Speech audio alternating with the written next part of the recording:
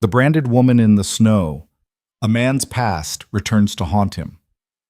What would you do if you found someone left to die in the snow? Not by accident, but on purpose. Owen thought he'd escaped his darkest chapter. 10 years of silence, 10 years of looking away.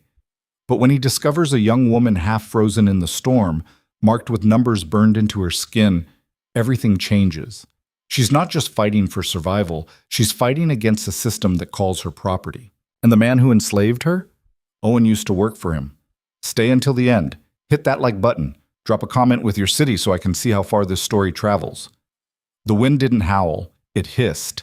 Owen had learned the difference years ago, back when he still listened to what the weather was trying to tell him. A howl meant the storm was passing through, using the valley as a shortcut to somewhere else. A hiss meant it was settling in, getting comfortable, planning to stay a while. This one was hissing. He stood at the window of his cabin, coffee gone cold in his hand, watching the snow build against the woodpile. The mug was chipped on one side, had been for 3 years now, but he kept using it because buying a new one meant going into town, and going into town meant people. Questions. The kind of attention he'd moved out here to avoid. The cabin wasn't much. One room with a loft, a stove that worked when it felt like it, and enough space to exist without bumping into memories at every turn. He'd built most of it himself, badly at first, then better as the years taught him what mattered. Straight walls didn't matter. A roof that didn't leak did. He finished the coffee anyway, grimacing at the bitter cold sludge at the bottom, and set the mug in the basin. The fire was dying. He should add wood. He should check the traps. He should do a lot of things.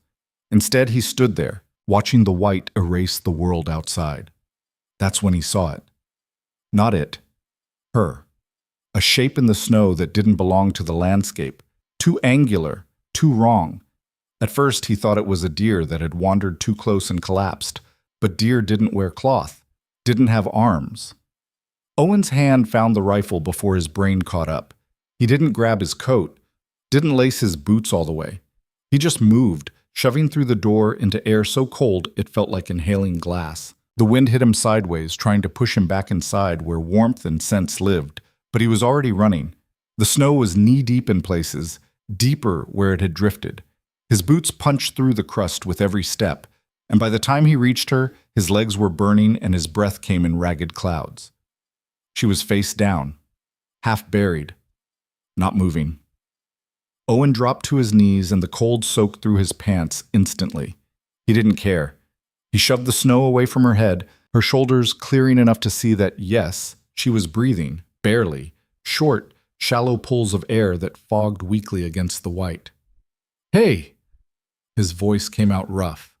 He hadn't used it in 3 days. "Hey, can you hear me?" Nothing. She was small. Thin in a way that didn't come from one missed meal, but from many. Her hair was black, matted with ice, and her clothes, what was left of them, were soaked through. No coat, no gloves, bare feet, bare feet. "Jesus Christ," Owen muttered, and he didn't consider himself a praying man. He got his arms under her and lifted. She weighed almost nothing, which somehow made it worse. He turned back toward the cabin, and the wind immediately tried to rip her from his grip. He held tighter, tucking her against his chest, and pushed forward. The 20 yards back felt like 20 miles. By the time he kicked the door shut behind him, his arms were shaking.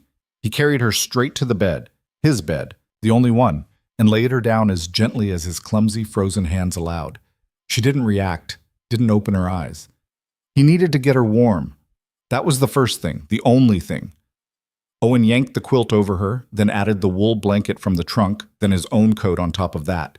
It wasn't enough. Her lips were blue, her fingers were white at the tips. The stove. He lurched across the room and fed it everything he could reach, kindling, split logs, a chair he'd been meaning to fix. The fire roared to life, heat pouring out in waves, but it still felt inadequate against the cold that clung to her like a second skin. He knelt beside the bed, pulling off her boots. Except she wasn't wearing boots. Her feet were bare, blackened at the toes with frostbite. The soles were torn, bloody, embedded with pieces of gravel and ice. He stared at them, his stomach turning, trying to piece together what kind of hell she'd walked through to end up here. Then he saw her wrists. The left one first, when he pulled her arm free to check her pulse. The skin was rubbed raw, ringed with bruising that looked days old. Rope burns. But that wasn't what made him stop breathing. It was the brand. Numbers. Burned into the flesh just below her palm. 4, 4, 2, 7. Owen's hand jerked back like he'd touched fire. He knew what that meant. He knew exactly what that meant. For a long moment, he just sat there on the floor, staring at those 4 digits, and the past 10 years collapsed into nothing. All the distance he'd put between himself and that life.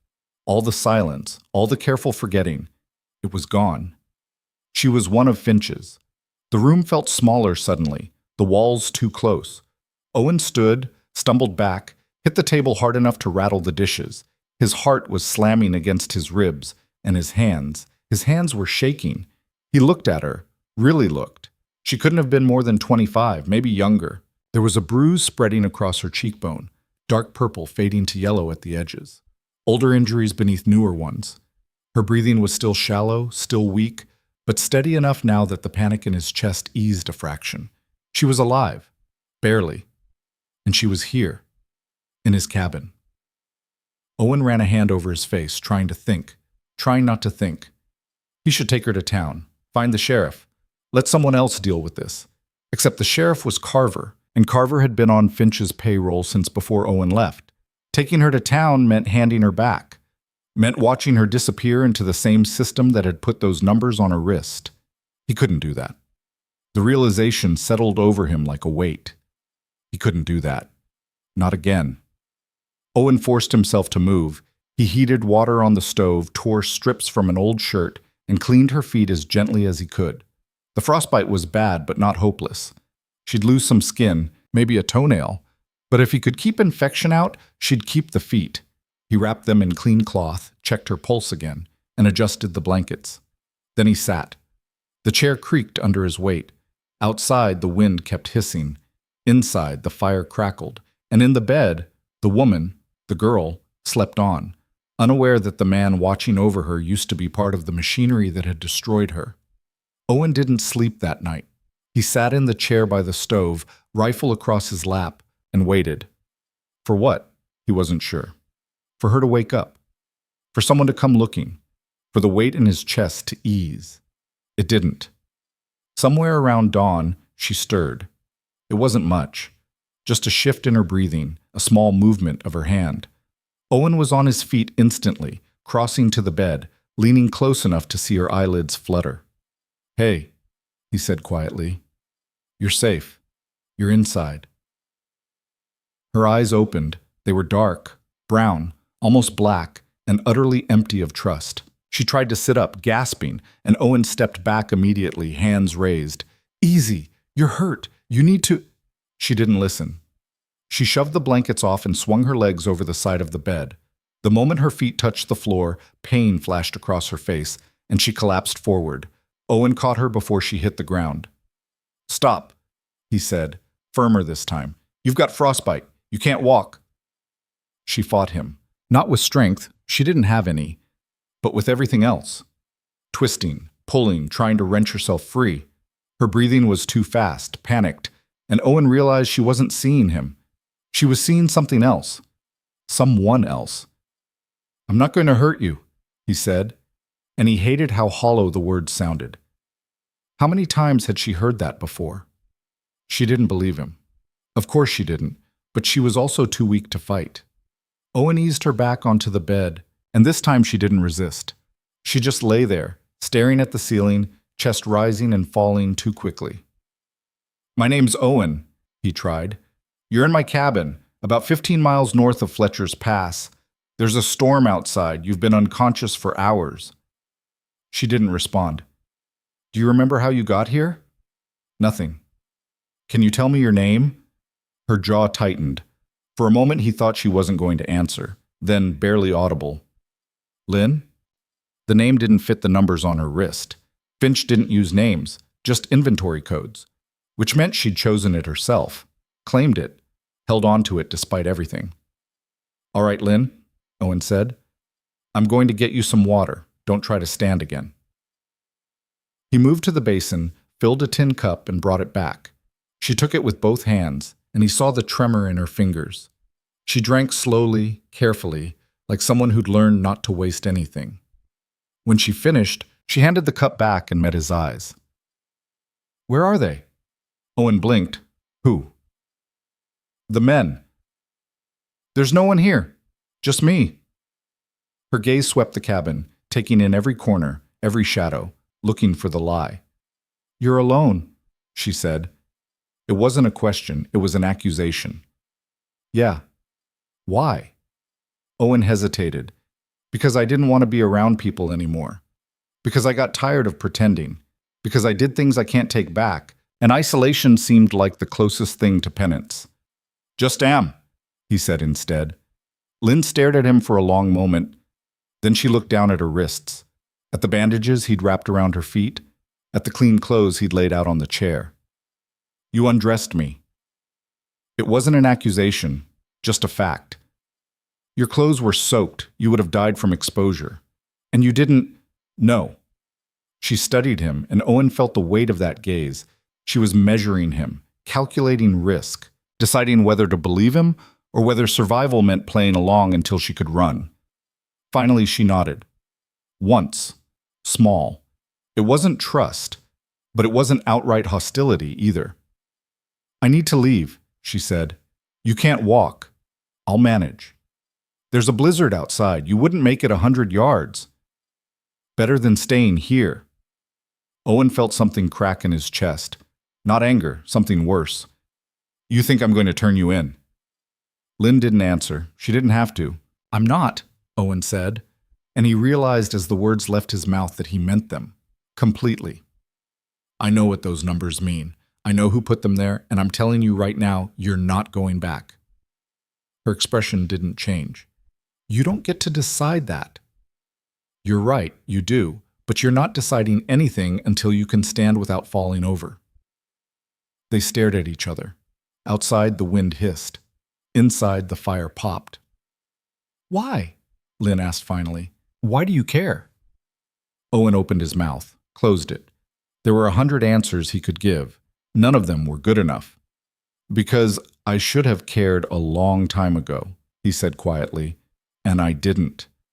Something shifted in her face, not softening, but recognition, like she'd heard that kind of guilt before. "That doesn't make you a good person," she said. "I know." "It doesn't mean I trust you." "I know that too." She leaned back against the pillow, exhausted.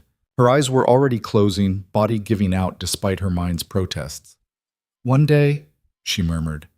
"I stay one day. Then I'm gone." "All right." Owen watched her slip back into sleep. Then he stood, added more wood to the fire, and returned to his chair. "One day," she'd said. He wondered if either of them believed it. The storm didn't let up. By the second morning, the snow had buried the woodpile and drifted halfway up the cabin door. Owen had to shove it open with his shoulder, and even then, he could only clear enough space to squeeze through. Lynn was awake when he came back inside, sitting up in bed with the blankets pulled around her shoulders.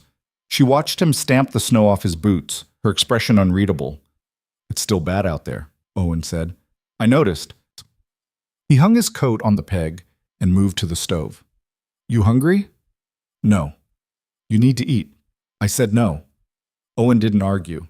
He made oatmeal anyway, thick and plain, and set a bowl on the table. Then he took his own bowl and sat in the chair by the window, eating slowly, pretending not to notice when she finally got up, limping, favoring her bandaged feet, and took the other bowl. She ate standing up, never turning her back to him. "You worked for him," she said suddenly. Owen's spoon stopped halfway to his mouth. "Finch," Lynn continued, "you said you knew what the numbers meant. That's not something you just know." He set the spoon down. "Yeah, I worked for him." "Doing what?" "Bookkeeping, records, contracts." "Contracts." The word was bitter. "Is that what you call them?" That's what he called them. Lynn's grip tightened on the bowl. "How long?" 3 years. "And then?" "And then I left." "Why?" Owen looked at her, at the brand on her wrist, at the suspicion in her eyes that no amount of words would ever fully erase. Because I couldn't pretend anymore that I didn't know what I was helping him do. She laughed. It was a sharp, humorless sound. You couldn't pretend, she repeated. So you left. Came out here. Built yourself a nice, quiet life where you didn't have to think about it. Yes? And that's supposed to be noble? No. Lynn set the bowl down hard enough to rattle. You want to know what happened to the people in those contracts after you left? The ones you kept such neat records of? Owen said nothing. I'll tell you, she continued, her voice shaking now. We worked 18 hours a day in the timber camps, the quarries, the kitchens. We got sick. We got hurt. Some of us died. And the whole time we had these, she held up her wrist, to remind us that we weren't people. We were assets, line items in your fucking ledgers. The cabin was silent except for the crackling fire. You're right, Owen said finally. Lynn blinked. What?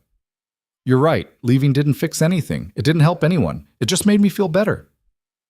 He stood, walked to the window, stared out at the white. I told myself I was different from Finch because I didn't wield the iron, didn't hold the contracts. But I made the system work. I kept it running, and when I couldn't stomach it anymore, I walked away and left everyone else behind. He turned back to face her.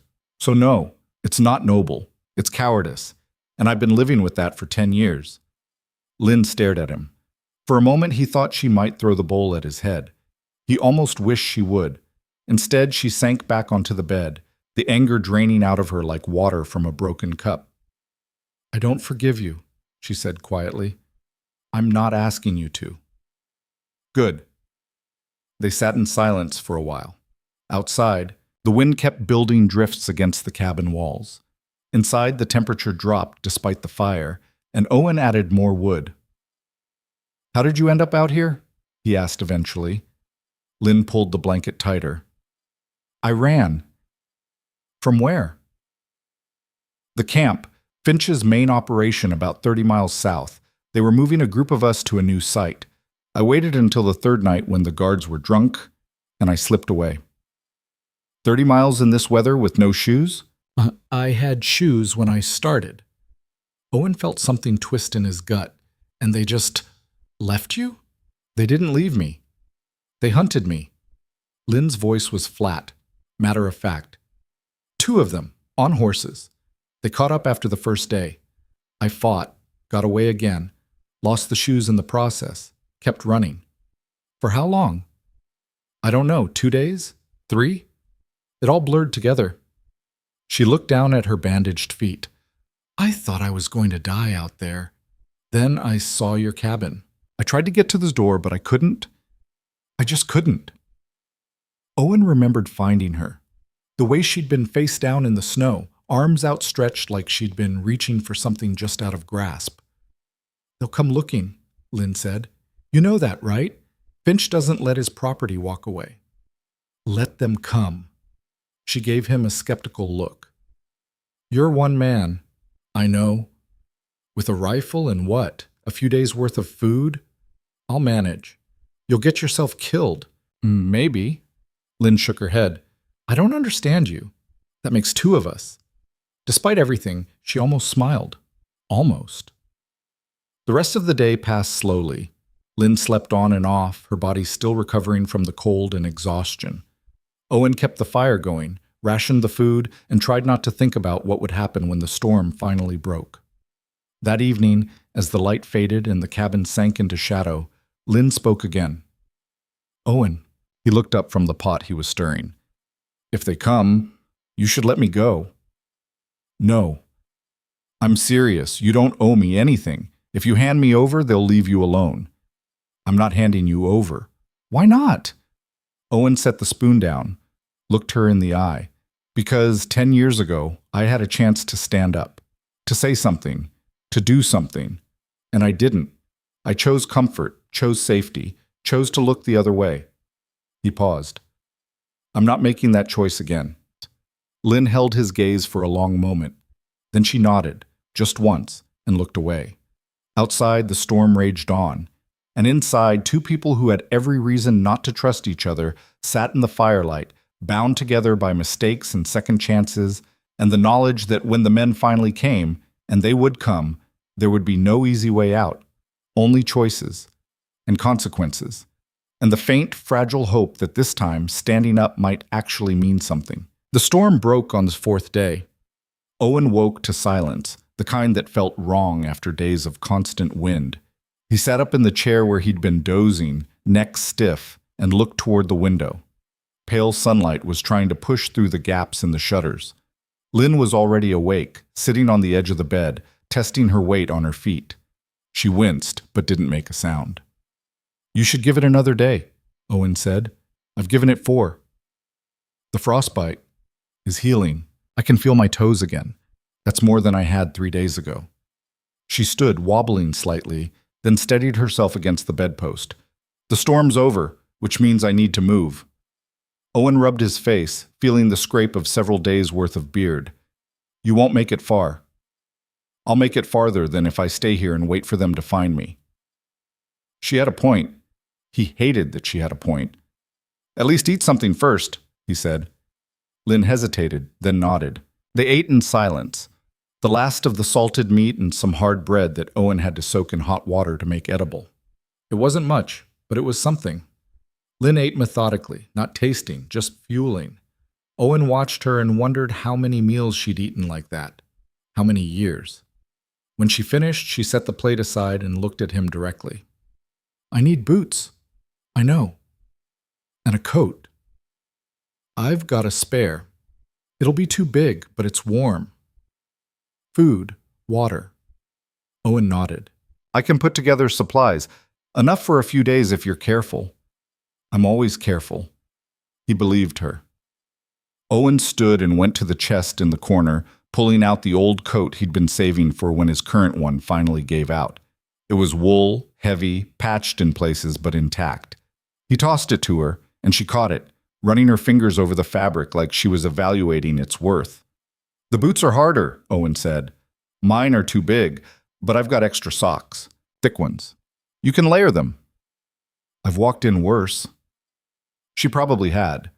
Owen gathered the rest, dried meat wrapped in cloth, a canteen, a small knife with a bone handle that he'd used for skinning rabbits. He laid everything out on the table, and Lynn came over, moving slowly but steadily, and began checking each item with the practiced efficiency of someone who'd learned to travel light. "Which direction were you headed?" Owen asked. "North." "There's nothing north of here but more mountains." "Exactly." Owen frowned. "You planning to freeze to death at a higher altitude?" "I'm planning to get somewhere Finch's men won't follow." "They'll follow." Lynn looked up at him, and there was something hard in her eyes, something that had been there long before she ended up in his cabin. "Then I'll keep moving until they don't."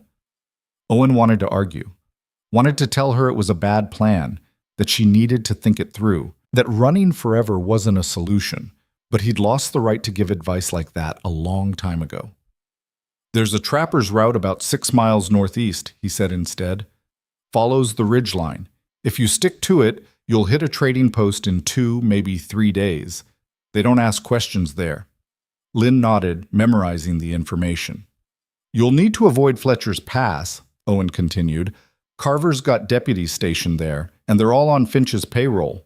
"I know. I came through there on the way up." "Then you know they'll be watching for you." "They're always watching." Owen pulled out a scrap of paper and sketched a rough map, the ridge, the trapper's route, landmarks she could use to navigate. His handwriting was cramped, ugly, but legible. Lynn studied it, tracing the lines with her finger. "Why are you helping me?" she asked quietly. It was the second time she'd asked. Owen still didn't have a good answer. "Because I can," he said. "That's not a reason. It's the only one I've got." Lynn folded the map and tucked it into the coat pocket. Then she started gathering the supplies, packing them with a precision that came from experience. Owen watched her, feeling something tighten in his chest. She was leaving. He'd known she would, but knowing didn't make it easier.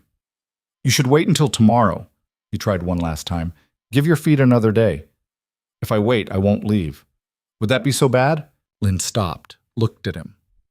"Yes," she said, "because staying means putting you in danger, and I've had enough people suffer because of me. That's not to— It is." Her voice was firm, final. Finch doesn't forgive, doesn't forget. If he finds out you helped me, he'll make an example of you. I won't have that on my conscience. Owen almost laughed. You think I'm worried about Finch? You should be. I spent 3 years watching what he does to people. I know exactly what he's capable of. Owen stepped closer, and I'm telling you, I don't care. They stared at each other. Outside, the sun was climbing higher, melting the snow on the roof. Water dripped from the eaves in a steady rhythm. You're an idiot, Lynn said finally. Probably. Definitely. She turned back to the supplies, but Owen caught the smallest twitch at the corner of her mouth. Not quite a smile, but close. The moment broke when they heard it. Hoofbeats. Faint. Distant, but unmistakable. Lynn's head snapped toward the door. Owen's hand went to the rifle leaning against the wall. How many? She whispered. Owen moved to the window, cracked the shutter, and peered out. 3 riders coming up the trail from the south. They were still a quarter-mile off, moving slowly through the deep snow, but they were headed straight for the cabin. 3, he said. Lynn was already moving, grabbing the coat, the supplies, heading for the back wall. Wait, Owen said. There's no time. There's a root cellar, under the floorboards by the stove. You can hide there. They'll search the cabin. Not if I give them a reason not to. Lynn stared at him. What are you going to do? Talk to them. They're not here to talk. Then I'll make sure they don't have a reason to stay. The hoofbeats were getting louder, closer. Owen, trust me. It was a stupid thing to ask. He knew it the moment the words left his mouth. Trust required time, required proof, and they had neither. But Lynn looked at him, looked at the door, and made a decision. If you get yourself killed, I'm not staying for the funeral, she said. Then she dropped to her knees, pulled up the loose boards near the stove, and lowered herself into the narrow space beneath. Owen helped her pull the boards back into place, scattering dirt and ash over them to hide the seams. Don't make a sound, he said to the floor. No response. Good. Owen grabbed the rifle, checked that it was loaded, and positioned himself by the door. His heart was hammering, but his hands were steady. Muscle memory from a life he'd thought he'd left behind. The hoofbeats stopped. Voices outside. Low, discussing. Then a knock. 3 sharp raps. Owen waited a beat. 2. Then opened the door. The man on the porch was tall, broad-shouldered, with a face that looked like it had been carved from something harder than wood. He wore a long coat, dark with snowmelt, and his hat was pulled low enough to shadow his eyes. Behind him, 2 others sat on horseback, watching. Help you? Owen asked. The man smiled. It didn't reach his eyes. Morning. Name's Garrett. I'm looking for someone. A lot of empty space out here. You might want to be more specific. Garrett's smile widened a fraction. A woman, Chinese, early 20s. She ran from one of Mr. Finch's operations about a week ago. We tracked her north, lost the trail in the storm. Thought maybe you'd seen something. Owen leaned against the doorframe, keeping the rifle visible but not aimed, casual, unconcerned. Haven't seen anyone, he said. Storm kept me inside for the last 4 days. That's so. That's so. Garrett glanced past Owen, trying to see into the cabin. Owen shifted slightly, blocking the view. You mind if we take a look around? Garrett asked, just to be sure. I do, actually. It wasn't really a question. Owen's grip on the rifle tightened. And that wasn't really an answer. This is my property. You don't have a warrant, and I don't recall inviting you in. One of the men behind Garrett, a younger guy with a patchy beard and nervous hands, shifted in his saddle. His hand drifted toward the pistol on his hip. Garrett held up a hand, stopping him. Easy now, Garrett said, his tone still friendly, still wrong. We're not looking for trouble. We're just trying to recover Mr. Finch's property. She's dangerous, assaulted 2 men during her escape. If she's out here, she's a threat to you as much as anyone. If she's out here, she's probably dead, Owen said. You see that storm? No one survives 4 days in that without shelter. Maybe, but you had shelter. And I already told you, I haven't seen anyone. Garrett studied him, really looked at him, like he was trying to read something written in a language he didn't quite understand. You look familiar, Garrett said slowly. We met before? Owen's blood went cold, but he kept his expression neutral. Don't think so. No, I'm sure of it. You worked for Mr. Finch, didn't you? Few years back. Did the books. There it was, the past, catching up. That was a long time ago, Owen said. Not that long. Garrett's smile was gone now. You left pretty sudden, as I recall. No notice. Just disappeared one day. Mr. Finch wasn't happy about that. Finch got over it. Did he? The question hung in the cold air. Owen straightened, bringing the rifle up just enough to make his point. I think you should leave. Garrett didn't move. You're protecting her. I'm protecting my property. There's a difference. Is there? They stared at each other. The two men on horseback had their hands on their weapons now, waiting for Garrett's signal. Owen could feel the weight of the moment, the way it was balanced on a knife's edge.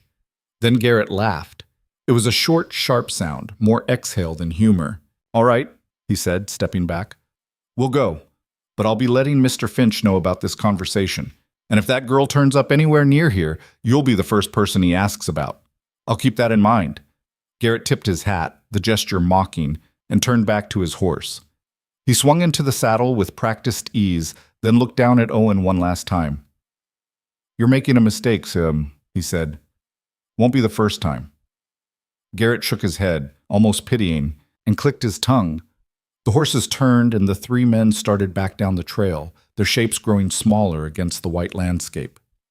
Owen didn't move until they were out of sight. Then he shut the door, locked it, and let out a breath he hadn't realized he'd been holding. They're gone, he said to the floor. The board shifted, and Lynn emerged, covered in dust and ash, her eyes wide. He recognized you, she said. Yeah. He's going to tell Finch. Yeah. They'll come back. Owen set the rifle down and sat heavily in the chair. His hands were shaking now, the adrenaline catching up. I know, he said. Lynn climbed out of the cellar completely and brushed the dirt off her clothes. She looked at Owen, then at the door, then back at Owen. You should have let me go, she said. Probably. You're going to get yourself killed. You keep saying that. Because it's true. Owen looked up at her, at the woman who'd been ready to run, to disappear into the mountains alone, to risk everything just to stay free. And he felt something shift inside him, something that had been dormant for 10 years. Then I guess we're both idiots, he said. Lynn stared at him. Then, slowly, she sat down on the edge of the bed. What now? She asked. Owen didn't have an answer. Not a good one, anyway. But as he sat there, in the cabin that had been his refuge from the world, with a woman who had every reason to hate him, he realized something. He was tired of running, tired of hiding, tired of pretending that silence was the same as redemption. Now, he said quietly, we figure out how to fight back. Lynn's eyebrows rose. Fight back? Against Finch? You have a better idea? Yes. I leave. You forget you ever saw me. We both survive. That's not fighting back. That's just more running. Running works. Does it? Owen leaned forward. How long have you been running, Lynn? How many years? And where has it gotten you? Her jaw tightened. I'm still alive. Alive isn't the same as free. And fighting Finch is? He owns half the territory. Has the law in his pocket. You think the two of us are going to change that? No, Owen admitted. But maybe we can change something. Maybe we can make it harder for him. Make it so the next person who runs has a better chance. Lynn shook her head. You're talking about hope. Hope doesn't work against men like Finch. Maybe not, but standing up does. Standing up gets you killed. Then at least I'll die doing something that matters. The words came out harder than he intended, angrier. Lynn flinched, and Owen immediately regretted it. I'm sorry, he said. I'm not trying to... No. Lynn held up a hand. You're right. About the running. About all of it. She looked down at her hands, at the brand on her wrist. I've been running for 3 years, ever since they took me from San Francisco. Ever since they put these numbers on me and told me I wasn't a person anymore. And you're right, it hasn't gotten me anywhere except colder and more tired. She stood, walked to the window, and looked out at the landscape. "But hope?" she continued. "Hope is what got me here in the first place. Hope that someone would help. Hope that the law would intervene. Hope that if I just worked hard enough, long enough, I'd earn my freedom." Her voice cracked. Hope is what Finch uses to keep people compliant. It's the carrot he dangles while he swings the stick. Owen didn't know what to say to that, because she was right. Hope without action was just another form of control. "Then we don't hope," he said finally. "We act." Lynn turned. "And do what exactly?" "I don't know yet, but Garrett's going to tell Finch about me. Which means they'll come back. Probably with more men, probably soon." Owen stood. "We can use that. Turn it against them." "How?" "I'm still working on that part." Despite everything, Lynn almost smiled. "You're terrible at this." "I'm aware." She walked back to the table, picked up the knife Owen had given her, and tested its weight. Then she looked at him. "If we do this, if we actually try to fight, you need to understand something," she said. "I won't be captured again. If it comes down to it, if there's no way out, I'll use this." She held up the knife. "On them or on myself, whichever comes first." Owen felt something cold settle in his stomach. "Lynn, I mean it. I'd rather die free than live as property.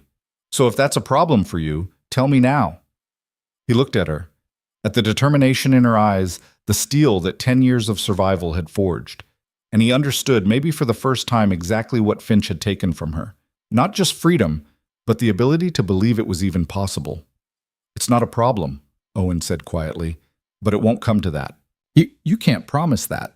"No, but I can promise I'll do everything in my power to make sure it doesn't." They stood there, two people who barely knew each other, bound together by circumstances neither of them had chosen. Outside, the sun was climbing higher, melting the snow, revealing the world beneath. Inside, something was shifting, changing. Neither of them knew if it would be enough, but for the first time in a long time, they were both willing to try. The rest of the day was spent preparing. Owen showed Lynn where he kept the ammunition, how to load the spare pistol he'd forgotten he even owned, how to bar the door from the inside if she needed to. Lynn, in turn, taught him things he'd never thought to ask, how to move quietly through snow, how to read tracks even when they were hours old, how to tell when someone was lying by the way they held their shoulders. They were learning each other, not trusting, not yet, but learning. As the sun began to set, painting the snow in shades of orange and pink, Owen built up the fire and made something that approximated dinner.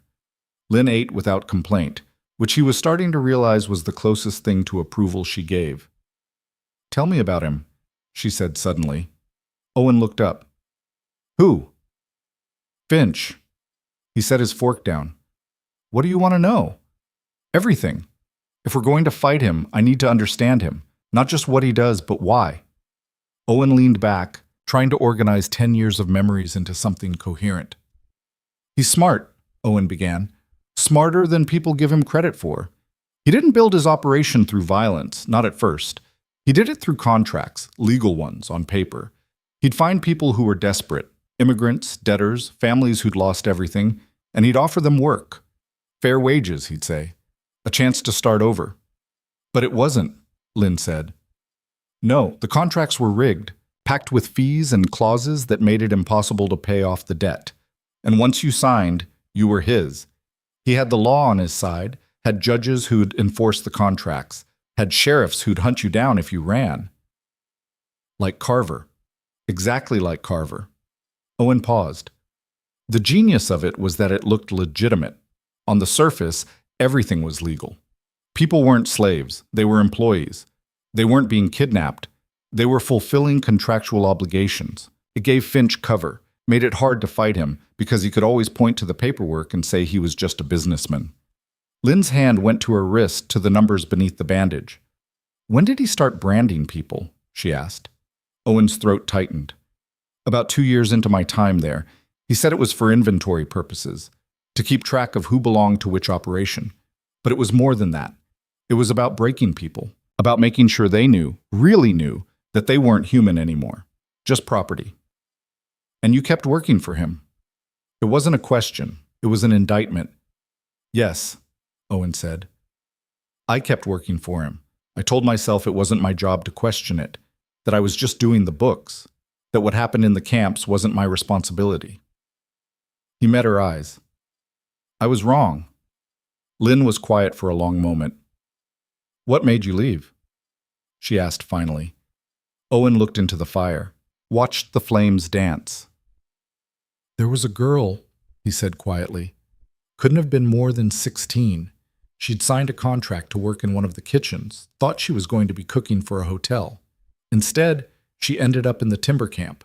When she tried to run, they brought her back, made an example of her. He stopped, swallowed hard. Finch called me in to update her contract, add penalty fees for the escape attempt. I did the math, and with the new charges, she'd be working for him for the rest of her life. She was standing there while I calculated it, and when I told her the number, she just broke, started crying, begging. Owen's hands clenched into fists, and I sat there, behind my desk, with my neat ledgers and my clean hands, and I didn't do anything. I processed the paperwork, filed it, went home. He looked at Lynn. She killed herself 3 days later, walked into the river with stones in her pockets. The cabin was silent except for the crackling fire. That's when I knew, Owen continued, that I couldn't pretend anymore. Couldn't tell myself I was just following orders, just doing my job.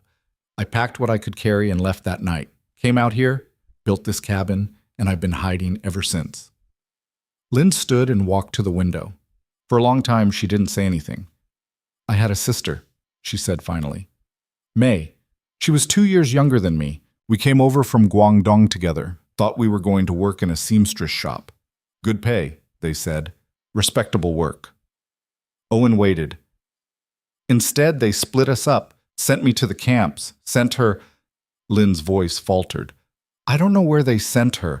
I tried to find out, asked everyone, but no one would tell me. Or they didn't know.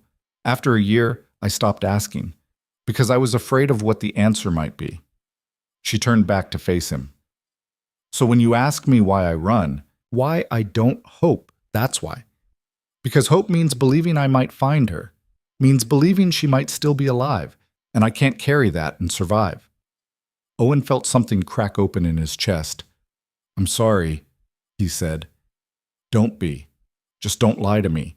Don't tell me we're going to win this or that fighting back will fix anything, because it won't. Best case, we slow Finch down, make him think twice. But people like him, they don't stop. They just find new ways to do the same old things. Then why are you still here? Owen asked. If you don't think it'll work, why not leave? Lynn looked at him for a long moment. Because I'm tired of running alone, she said quietly, and because maybe, just maybe, slowing him down is enough. They didn't talk much after that, just sat in the firelight, two broken people trying to figure out how to make something whole out of their collective damage. Outside, the night pressed in, cold and dark and full of threat. But inside, something had shifted. They weren't allies yet, weren't friends, but they weren't alone anymore. And sometimes that was enough to start with. They came at dawn. Owen had been awake for hours, sitting by the window with the rifle across his knees, watching the tree line. Lynn was in the loft, positioned where she could see the approach from the north. They hadn't planned it, hadn't discussed watch rotations or defensive positions. It had just happened naturally, the way survival instincts kick in when you know something's coming. The first rider appeared as a dark shape against the gray morning light. Then another. Then 5 more. Owen, Lynn whispered from above.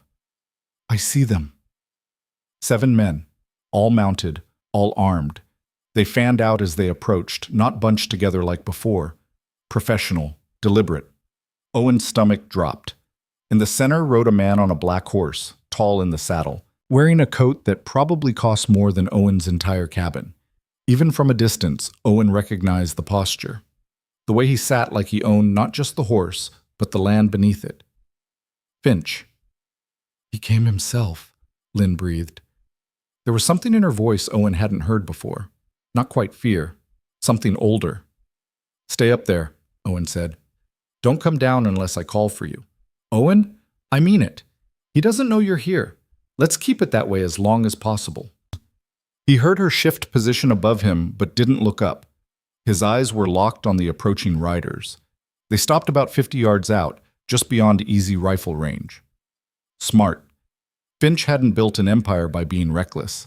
The man himself dismounted with the ease of someone who'd been riding since childhood. He was older than Owen remembered, grayer at the temples, lines deeper around the eyes. But the core of him was unchanged. Same expensive clothes, same measured movements, same smile that never quite reached his eyes.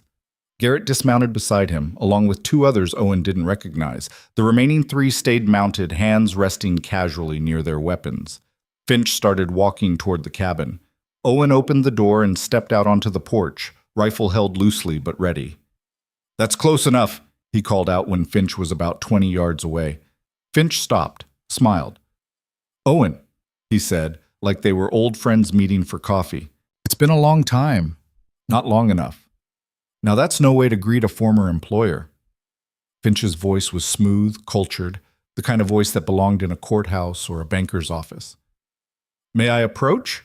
I prefer not to shout." Owen didn't move. "Say what you came to say from there."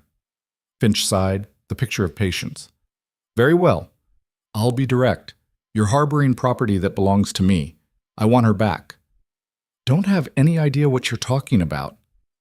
"Please." "Garrett told me about your conversation, about how defensive you got, how quickly you shut him down." Finch spread his hands. "I don't blame you, Owen. Really, I don't. She's a pretty girl. I imagine she told you quite a story, made me out to be a monster.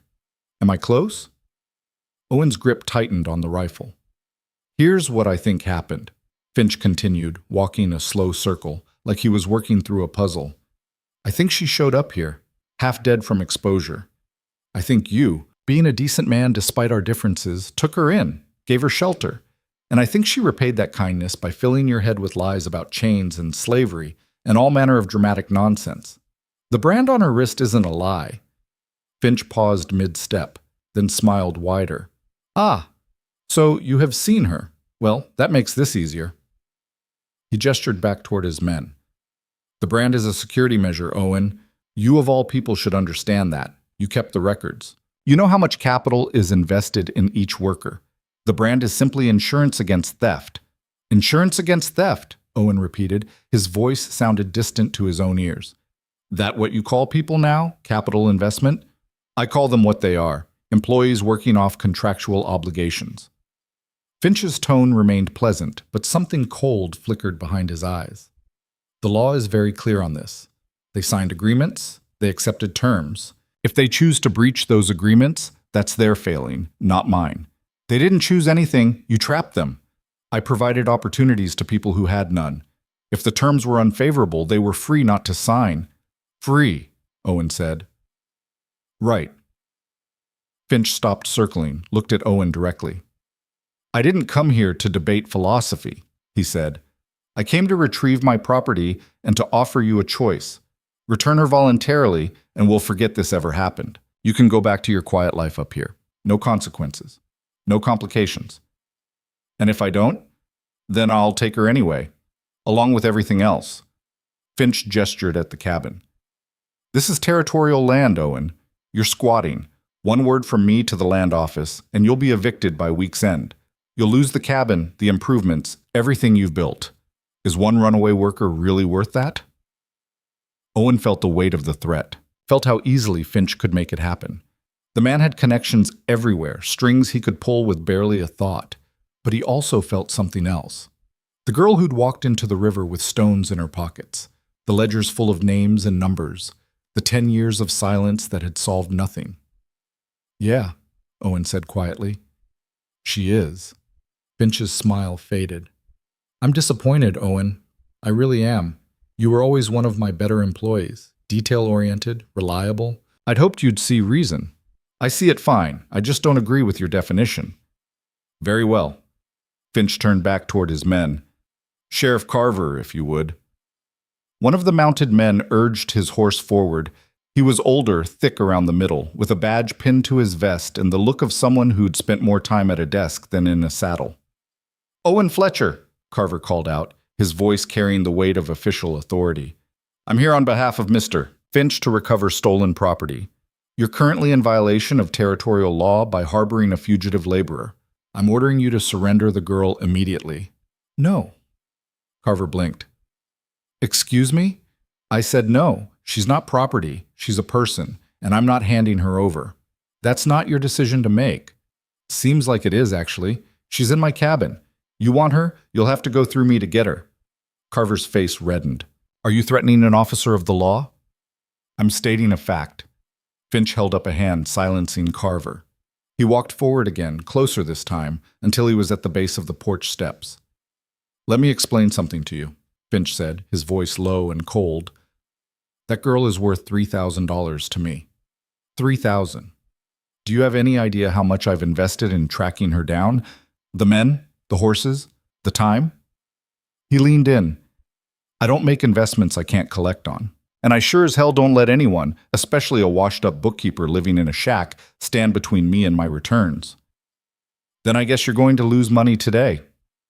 Finch stared at him, really stared. Then, slowly, he started to laugh. It was a genuine sound, full of real amusement. "You've changed," Finch said. "The Owen I knew would never have stood up like this, would never have risked everything for a principle. People change. Not that much, not that fast." Finch's eyes narrowed. "What did she tell you? What story did she spin that made you suddenly grow a spine?" "She didn't tell me anything I didn't already know. I just stopped pretending I didn't." "How noble." The word dripped with contempt. "Let me tell you what's going to happen now, Owen. I'm going to give you one more chance. One, hand her over, and I'll let you keep your little refuge here. Refuse, and my men will tear this cabin apart. Take her anyway. And you'll spend the next month in a cell, waiting for a judge to decide whether you're guilty of theft, obstruction, or both." "You're forgetting something," Owen said. "What's that?" "I'm the one holding the rifle." The words hung in the air. Garrett's hand moved toward his pistol. The mounted men shifted in their saddles, the whole situation balanced on a razor's edge. Then a new voice cut through the tension. "He's not the only one." Everyone turned. Lynn stood in the doorway behind Owen, the spare pistol in her hands, aimed directly at Finch. Owen's heart stopped. "Lynn, what are you—" "I'm tired of hiding," she said. Her voice was steady, strong. "I'm tired of running, and I'm tired of men like him deciding what I'm worth." Finch's expression shifted. The amusement drained away, replaced by something calculating. "There she is," he said softly. "Unit 4427. You've caused me quite a bit of trouble. Good. Put the gun down. You're only making this worse for yourself."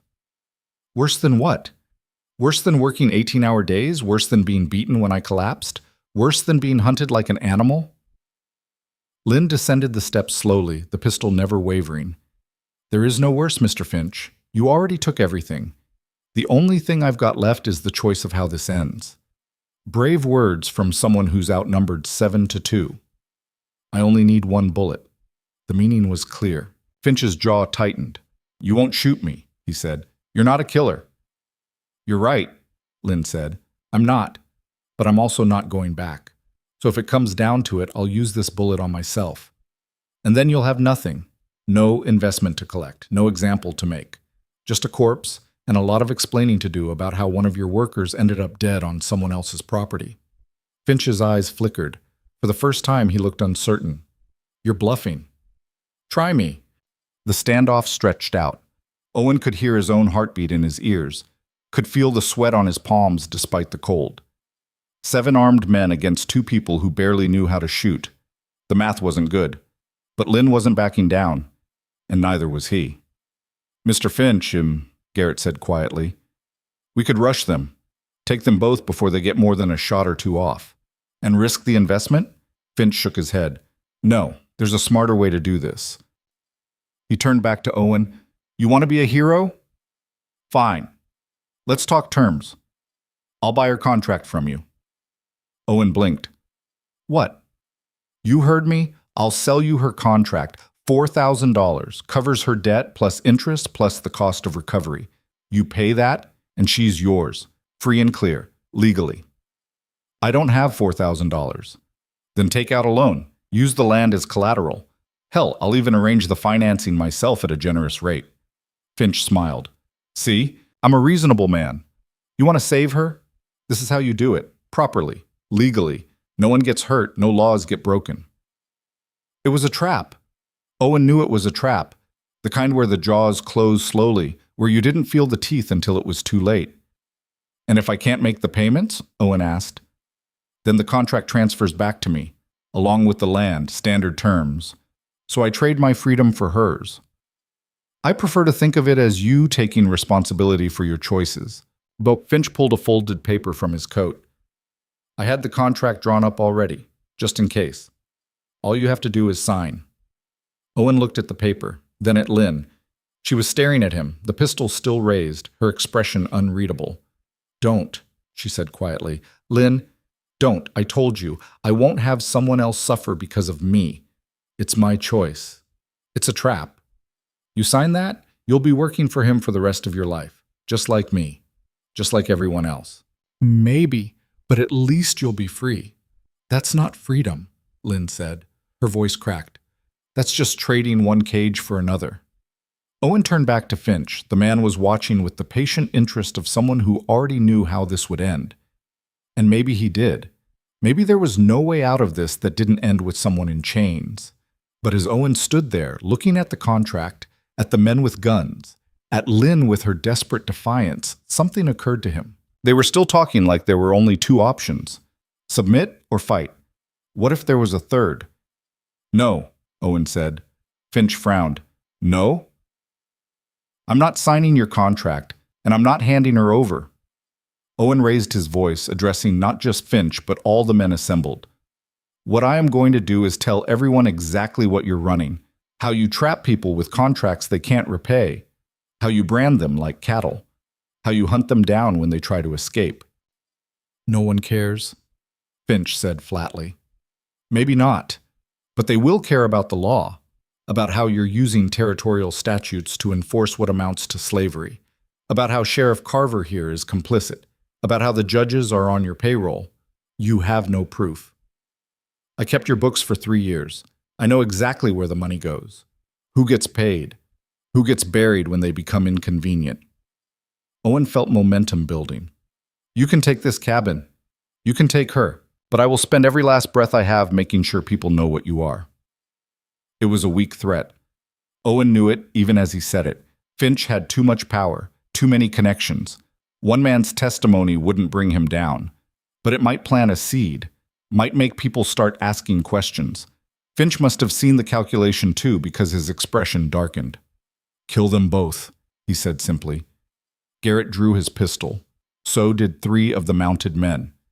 Lynn raised her gun higher, and Owen brought the rifle up, knowing it wasn't enough, knowing they were about to die, knowing that at least they'd chosen to stand. Hold it right there. The new voice came from the tree line. Everyone turned. A man stepped out of the woods, rifle in hand. He was older, weathered, with a thick beard and clothes patched from years of wear. Owen recognized him vaguely, a trapper who lived about 10 miles east. Then another figure emerged, a woman this time, holding a shotgun with practiced ease. Then 2 more men. Then a family, father, mother, 2 teenage sons. They kept coming. Out of the trees, out of the snow, out of nowhere. Neighbors Owen had barely spoken to in 10 years, people who lived so spread out that seeing another human being was a rare event. But they were here now, armed, watching. Finch stared at them, his confidence faltering for the first time. What is this? He demanded. The bearded trapper stepped forward. His name was McKenna. Owen remembered now. He'd bought supplies from Owen once or twice, traded some furs. This, McKenna said, is us being tired of your shit, Finch. You have no authority here. Neither do you. This is open territory. No laws except the ones we agree to. And we sure as hell don't agree to hunting people like animals. She's a fugitive. She violated a legal contract. We heard. The woman with the shotgun spoke up. Her voice was hard. We heard your little speech about investments and capital and all that fancy talk. We also heard what the girls said about the beatings, about the 18-hour days, about being branded. Those are lies, are they? Another man stepped forward, younger. He pulled up his sleeve, revealing a brand on his forearm. Different numbers than Lynn's, but the same style. I worked for you 2 years ago, signed on to clear timber. You said it'd be 6 months to pay off the advance. Took me a year and a half to escape. Want to tell these folks how that's a lie? Finch's face went white, then red. This is a mob, he said, looking at Carver. Sheriff, arrest these people. They're interfering with the law. Carver sat on his horse, looking at the assembled crowd, counting, doing math that wasn't adding up in his favor. I don't think that's going to work today, Carver said slowly. I pay you. You pay me to keep order, not to get myself killed. Carver gathered his reins. This situation is beyond my jurisdiction. I suggest you take it up with the territorial court. You coward! But Carver was already turning his horse, riding back down the trail. The other mounted men exchanged glances, then followed. Even Garrett looked uncertain now, his pistol still drawn but pointed at the ground. Finch stood alone in the middle of the clearing, surrounded by witnesses, his authority crumbling. This isn't over, he said, looking directly at Owen. You think these people will protect you forever? They'll get tired. They'll go home. And when they do, I'll come back. Maybe not tomorrow, maybe not next week, but I will come back, and I will take what's mine. Then we'll be waiting, McKenna said, and next time there'll be more of us. Finch's jaw worked. He looked like he wanted to say more, wanted to threaten, wanted to impose his will through sheer force of personality. But the numbers were against him. Finally, he turned to Garrett. We're leaving. Garrett holstered his pistol, relief evident on his face. The two men walked back to their horses, mounted up, and started down the trail without another word. The assembled crowd watched them go. No one moved until the riders disappeared into the trees. Then, slowly, the tension drained from the clearing. People lowered their weapons, started talking in low voices. Lynn's pistol dropped to her side, and Owen realized she was shaking. He reached out, steadied her. You all right? She nodded, not trusting her voice. McKenna approached the porch, his rifle slung over his shoulder now. Heard you had trouble coming, he said to Owen. Word travels, even up here. Figured you might need some backup. How did you know? Garrett's not as quiet as he thinks. He stopped at the trading post 2 days ago, asking questions. Sarah there sent runners to anyone within a day's ride. McKenna jerked his thumb at the woman with the shotgun. We've all had run-ins with Finch's people at one time or another. About time someone stood up. I don't know what to say. Don't say anything. Just remember it next time one of us needs help. The others were dispersing now, melting back into the woods as quickly as they'd appeared, but before they left, several came up to Lynn. Didn't say much, just nodded, acknowledged her. One woman, older, touched Lynn's arm gently and said something too quiet for Owen to hear. Lynn's eyes filled with tears. Within an hour, the clearing was empty again except for Owen and Lynn. They stood on the porch, looking at the tracks in the snow, the evidence that everything that had just happened was real. He'll come back, Lynn said finally. I know. And next time, those people might not show up. Maybe, maybe not. Owen looked at her. But today they did. That has to count for something. Lynn leaned against the porch railing, exhausted. The pistol hung loose in her hand. I've never had anyone stand up for me before, she said quietly. Not like that. Not risking anything. Get used to it. She looked at him, something shifting in her expression. Not quite trust. Not yet. But something close. Something like hope. And for the first time since she'd arrived, half frozen and desperate, Lynn smiled. It was small, fragile, but real. Owen found himself smiling back. They went inside as the sun climbed higher, melting the last of the morning frost. The cabin felt different now, not safer. Finch's threat still hung over them like a storm cloud, but not as lonely. Not anymore. The quiet that followed felt wrong. Owen kept expecting hoofbeats, kept waiting for Garrett to come riding back with reinforcements, or for Finch to return with some new leverage, some legal maneuver that would undo everything that had just happened. But the hours crawled by, and nothing came except the wind through the pines and the occasional crack of settling snow on the roof. Lynn sat at the table, the pistol still in front of her, staring at nothing.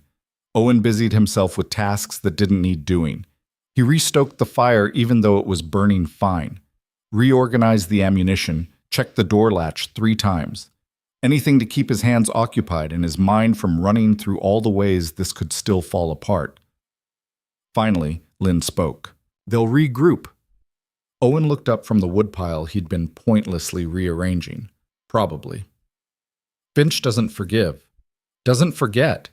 He'll wait until people stop paying attention, then he'll send men in the middle of the night, or he'll burn the cabin, or he'll just wait us out until winter comes again and we run out of supplies. So what do you want to do? Lynn's fingers traced the edge of the pistol. I don't know. For the first time in 3 years, I actually don't know. Owen pulled out the chair across from her and sat down heavily. Before today, what was your plan? After you ran? Keep running. Find somewhere remote enough that it wasn't worth the effort to track me. Maybe cross into Canada if I could manage it. And then, survive. That was as far as I got. She looked up at him. What about you? What were you planning before I showed up and ruined your quiet life? Owen almost laughed.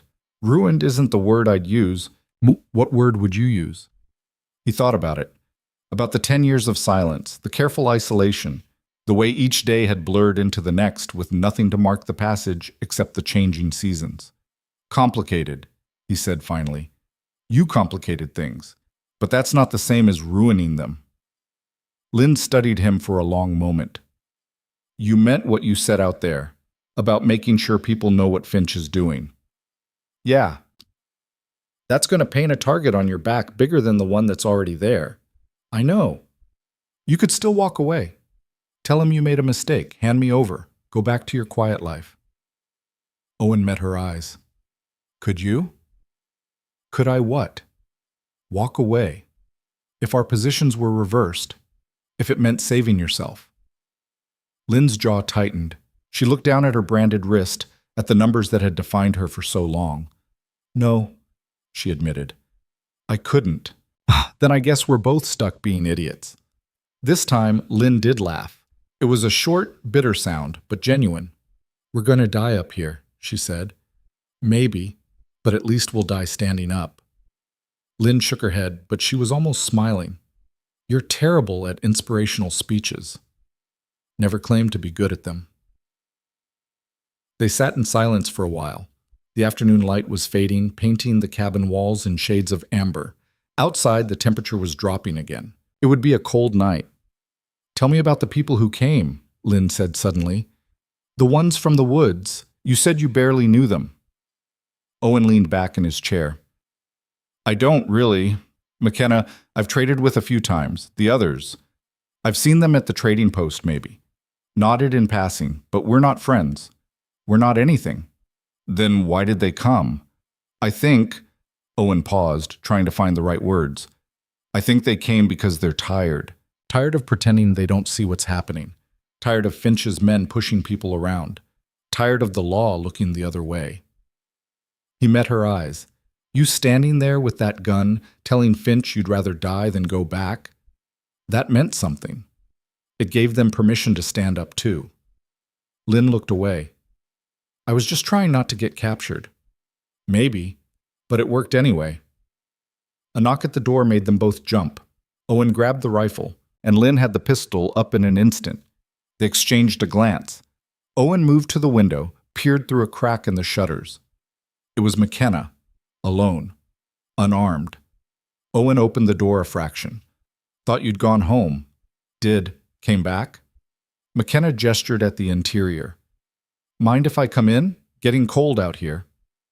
Owen stepped aside, rifle still ready but pointed at the floor. McKenna entered, stomping snow off his boots, and nodded at Lynn. Ma'am? Lynn nodded back, wary. McKenna looked around the cabin, taking in the sparse furnishings, the careful organization, the signs of a man who'd been living alone for too long.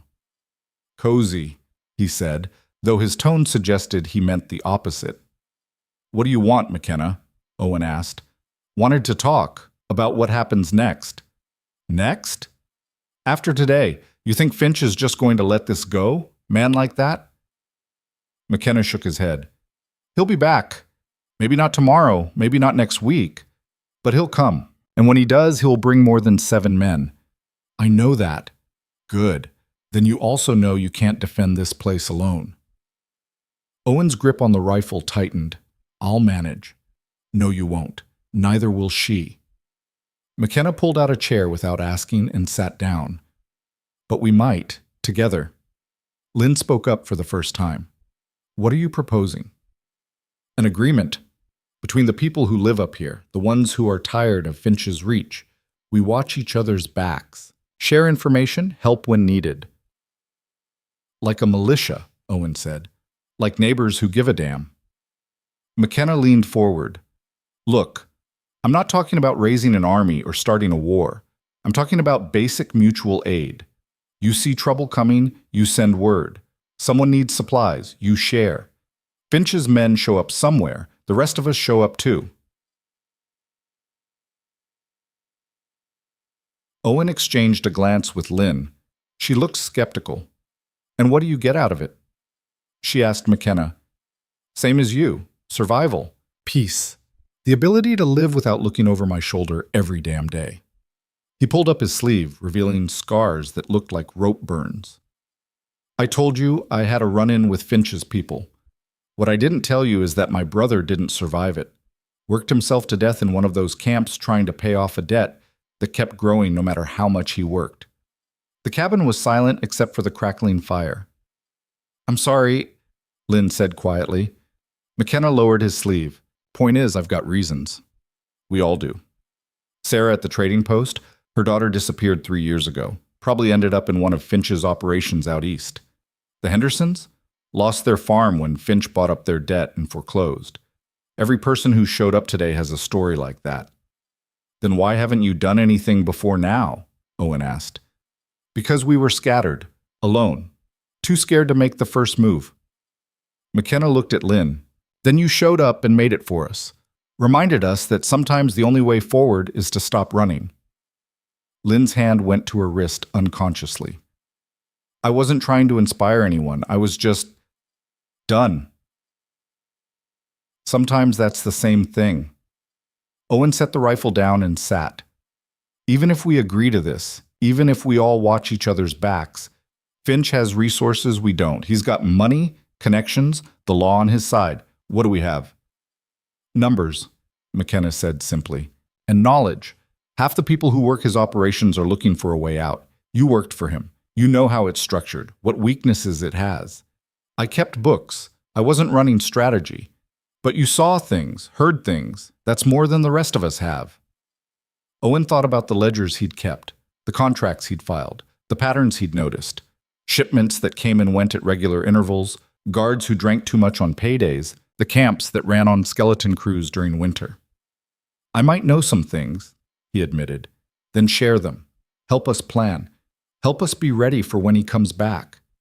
Lynn was watching Owen carefully. This isn't your fight, McKenna. Neither is it anyone else's. Why risk it? Because if we don't fight now, we never will. Finch keeps growing, keeps taking, keeps destroying. Someone has to draw a line. McKenna stood. I'm not asking for an answer right now. Think about it. Talk it over. But know this, whether you join us or not, we're going to start organizing. We're going to start resisting. And we could use someone like you on our side. He headed for the door, then paused. One more thing. There's a meeting tomorrow night. Old hunting lodge about 4 miles southwest of here. Anyone who wants to be part of this is welcome. Show up if you're interested.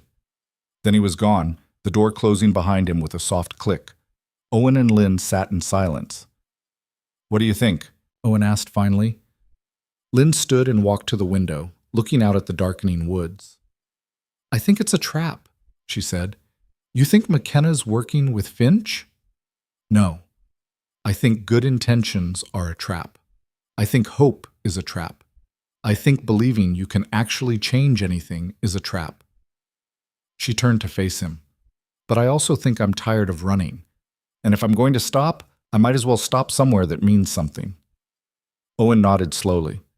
So we go to the meeting. We go. We listen. We see what they're actually proposing, then we decide. Fair enough. That night, they took turns keeping watch again. Owen insisted Lynn sleep first. Her body still needed to recover, but she refused. I won't be able to sleep anyway, she said. Too much adrenaline, too much everything. So they both stayed up, sitting by the fire, not talking much but not uncomfortable with the silence either. At some point, Lynn started asking questions about the ledgers Owen had kept, what kind of information they contained, how Finch's operations were structured. Owen answered carefully, pulling details from memory he'd tried hard to bury. Most of the workers are housed in camps, he explained, usually near whatever resource Finch is extracting, timber, quarry stone, or when he can get mineral rights. The camps run on a shift system. Workers are divided into groups, rotated through different tasks to prevent anyone from getting too comfortable or forming alliances. How many guards per camp? Depends on the size. Small operations might have 2 or 3, larger ones, 10 or more. Armed? Always. Finch doesn't take chances. Lynn absorbed this, her mind clearly working through scenarios. What about the contracts? How does he enforce them if someone runs? He files them with the territorial court, makes them legal debts. If you run, you're not just breaking an employment agreement, you're defaulting on a loan. That's why sheriffs like Carver help hunt people down. They're recovering debtors, not chasing slaves. Keeps everything looking legitimate. Clever, Lynn said bitterly. Finch is nothing if not clever. How did people get into debt in the first place? Owen grimaced. Lots of ways. Some signed up for work and got charged for transportation, housing, food, equipment, all at inflated prices. By the time they arrived at the camp, they already owed more than they could make. Others were actual debtors that Finch bought the contracts for. A few were immigrants who didn't speak English well enough to understand what they were signing. And me? Owen looked at her. How did you end up in the system? Lynn's expression hardened. My sister and I were told we'd be working in a garment factory. Good wages, they said. Safe conditions. We signed contracts we couldn't read. They were in English, and we'd only been in the country 3 months. Turned out the factory was owned by a company Finch had a stake in. When it went under, he bought all the worker contracts as assets. Suddenly, we weren't seamstresses anymore. We were general labor. And your sister? They separated us the first week, said she was being transferred to a different operation. I never saw her again. Lynn's voice was flat, emotionless. The kind of flat that came from saying something so many times it lost all meaning. I asked, begged, tried to find out where they'd sent her. No one would tell me. Eventually, I stopped asking because I was afraid the answer would break me.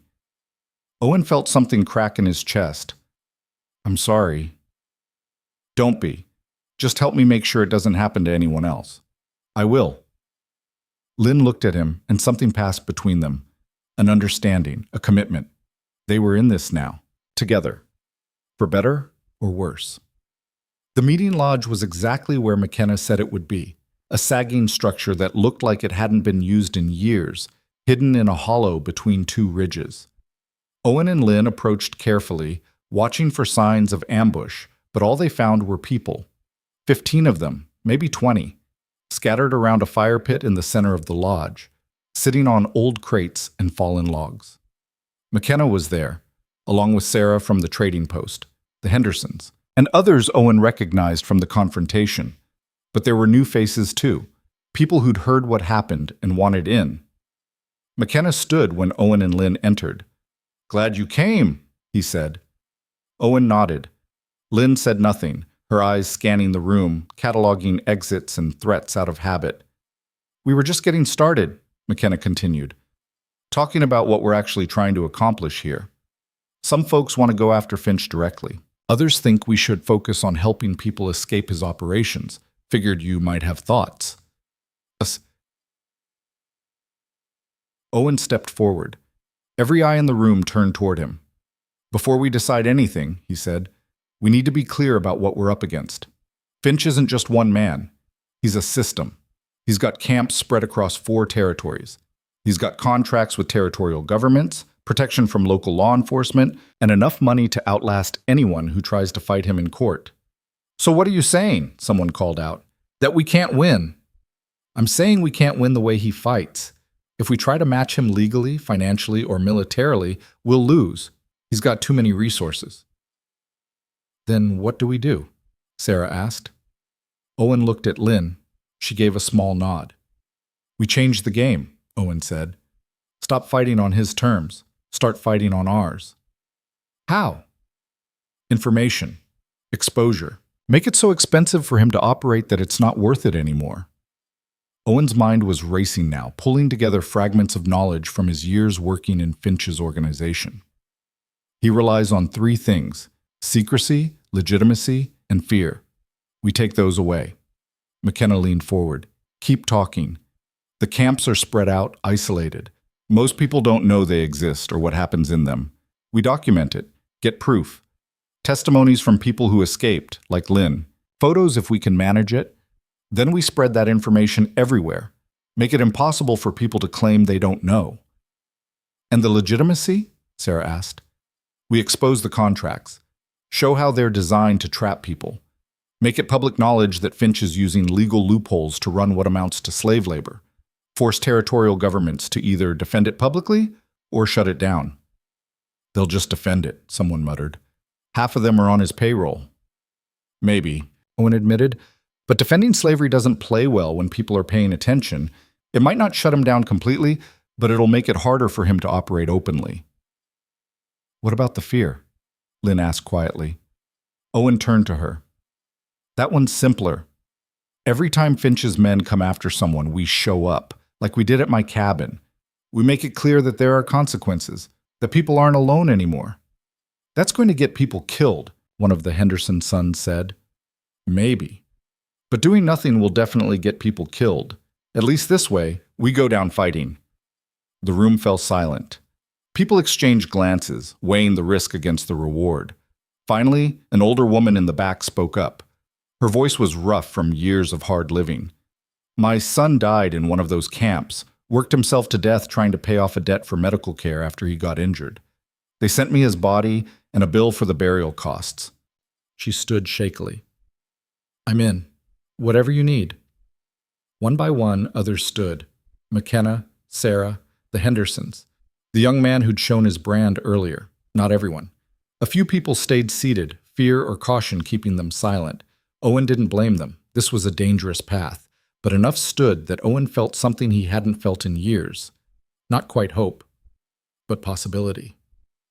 All right, McKenna said. So we've got a plan. How do we start? Owen thought fast. Sarah, you're at the trading post. You hear everything. Start keeping track of movements. Who's coming and going? Where Finch's men are concentrating their searches. Sarah nodded. McKenna, you know the trappers. The people who move through the woods without being seen. We'll need scouts. People who can watch the camps without being spotted. I can arrange that. Owen turned to the Hendersons. You've got a farm, land, space. We'll need somewhere to hide people who escape. A way station before they can get farther away. The father, a grizzled man named Thomas, nodded slowly. We can do that, but we'll need supplies, food, medicine, warm clothes. We'll pool resources, someone else offered. Share what we can. Lynn stepped forward. I know the camps, the routines, the weak points. I can help plan routes for people to escape. Times when guards are least attentive.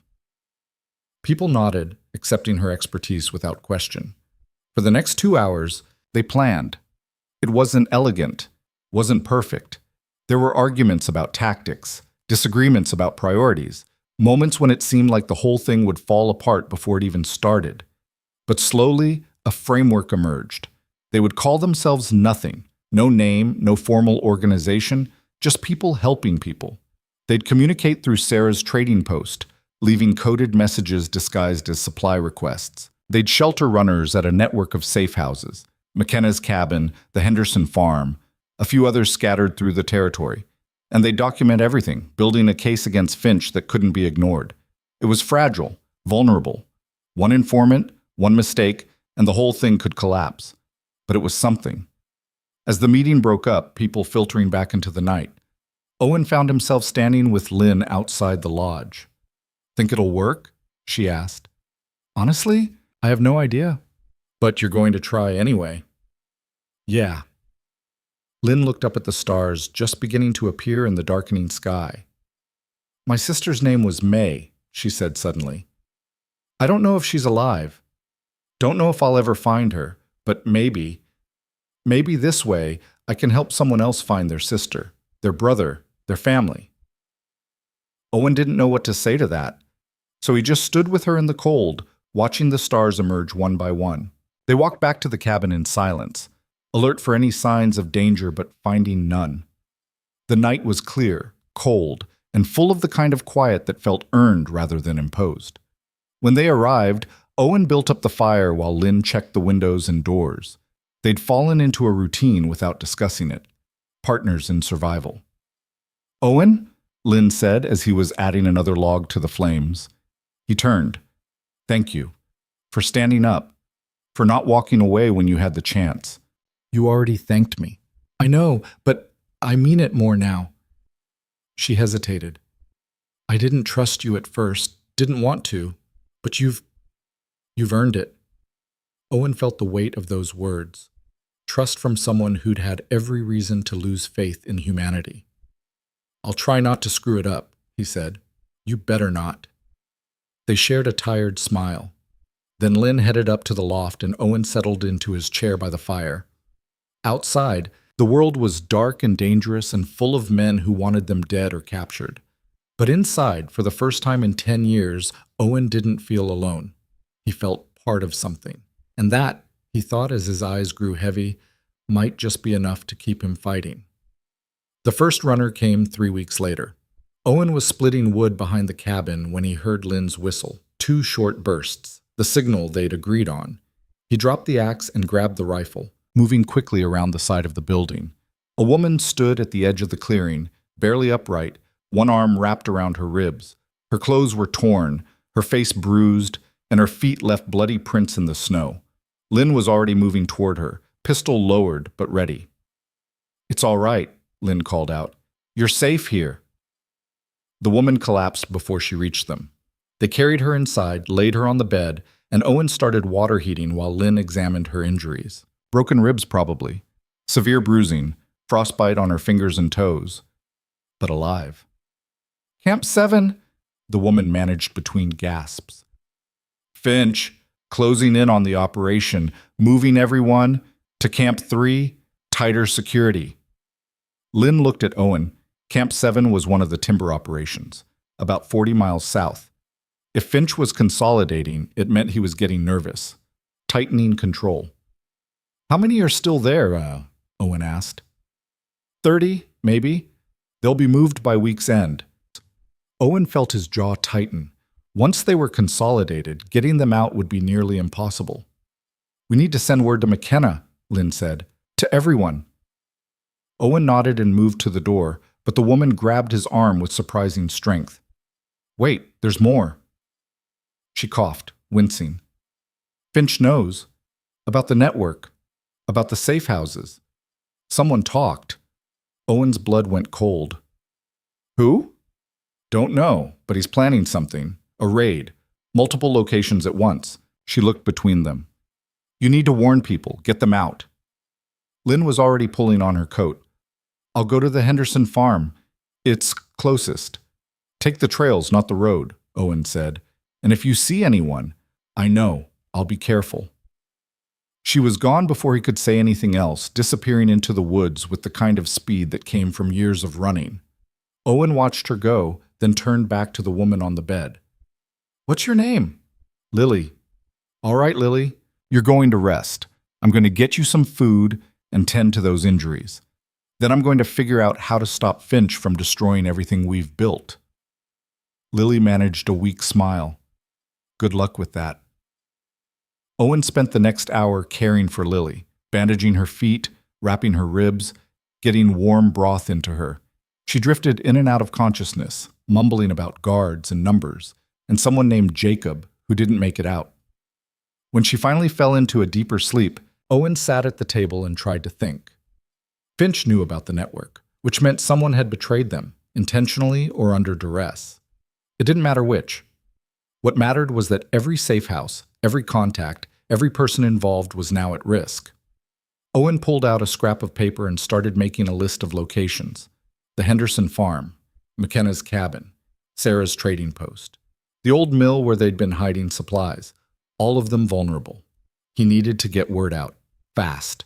The door opened and Owen's hand went to the rifle, but it was Lynn, breathing hard from running. Hendersons are warned. They're packing up, heading to their daughter's place 2 territories over. She noticed Lily sleeping. How is she? Alive, tough, good. Lynn pulled off her coat and sat across from him. We have a bigger problem. I know, someone talked. It's worse than that. On my way back, I saw smoke, coming from the direction of McKenna's place. Owen stood so fast his chair fell backward. How much smoke? Enough! They got to him first. Owen felt rage building in his chest. McKenna, who'd stood up when no one else would, who'd organized the meeting, who'd risked everything. We need to go check on him, Owen said. It could be a trap. I don't care. Lynn studied him for a moment, then nodded. Then we go together, but we go smart. They left Lily sleeping, barred the door from the outside, and moved through the woods toward McKenna's place.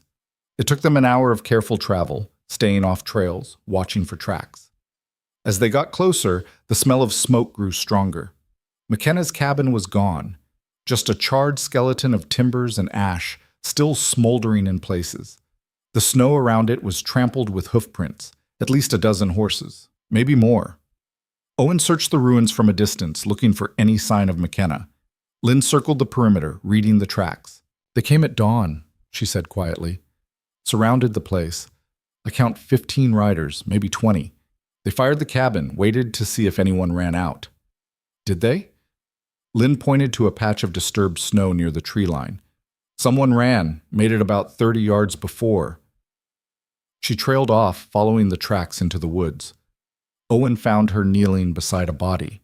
McKenna lay face down in the snow, a bullet wound in his back.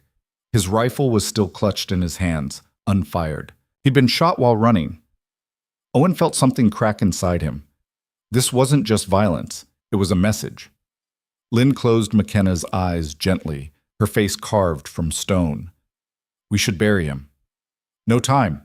Finch's men could come back. Then we mark it, so we can find him later. Give him a proper burial when this is over.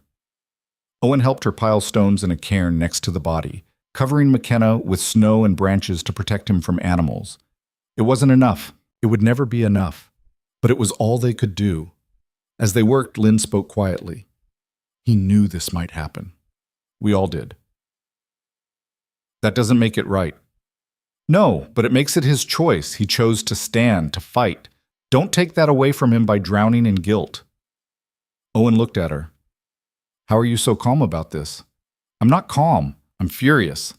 But fury without focus is just noise. She finished placing the last stone. We honor him by finishing what he started, not by falling apart.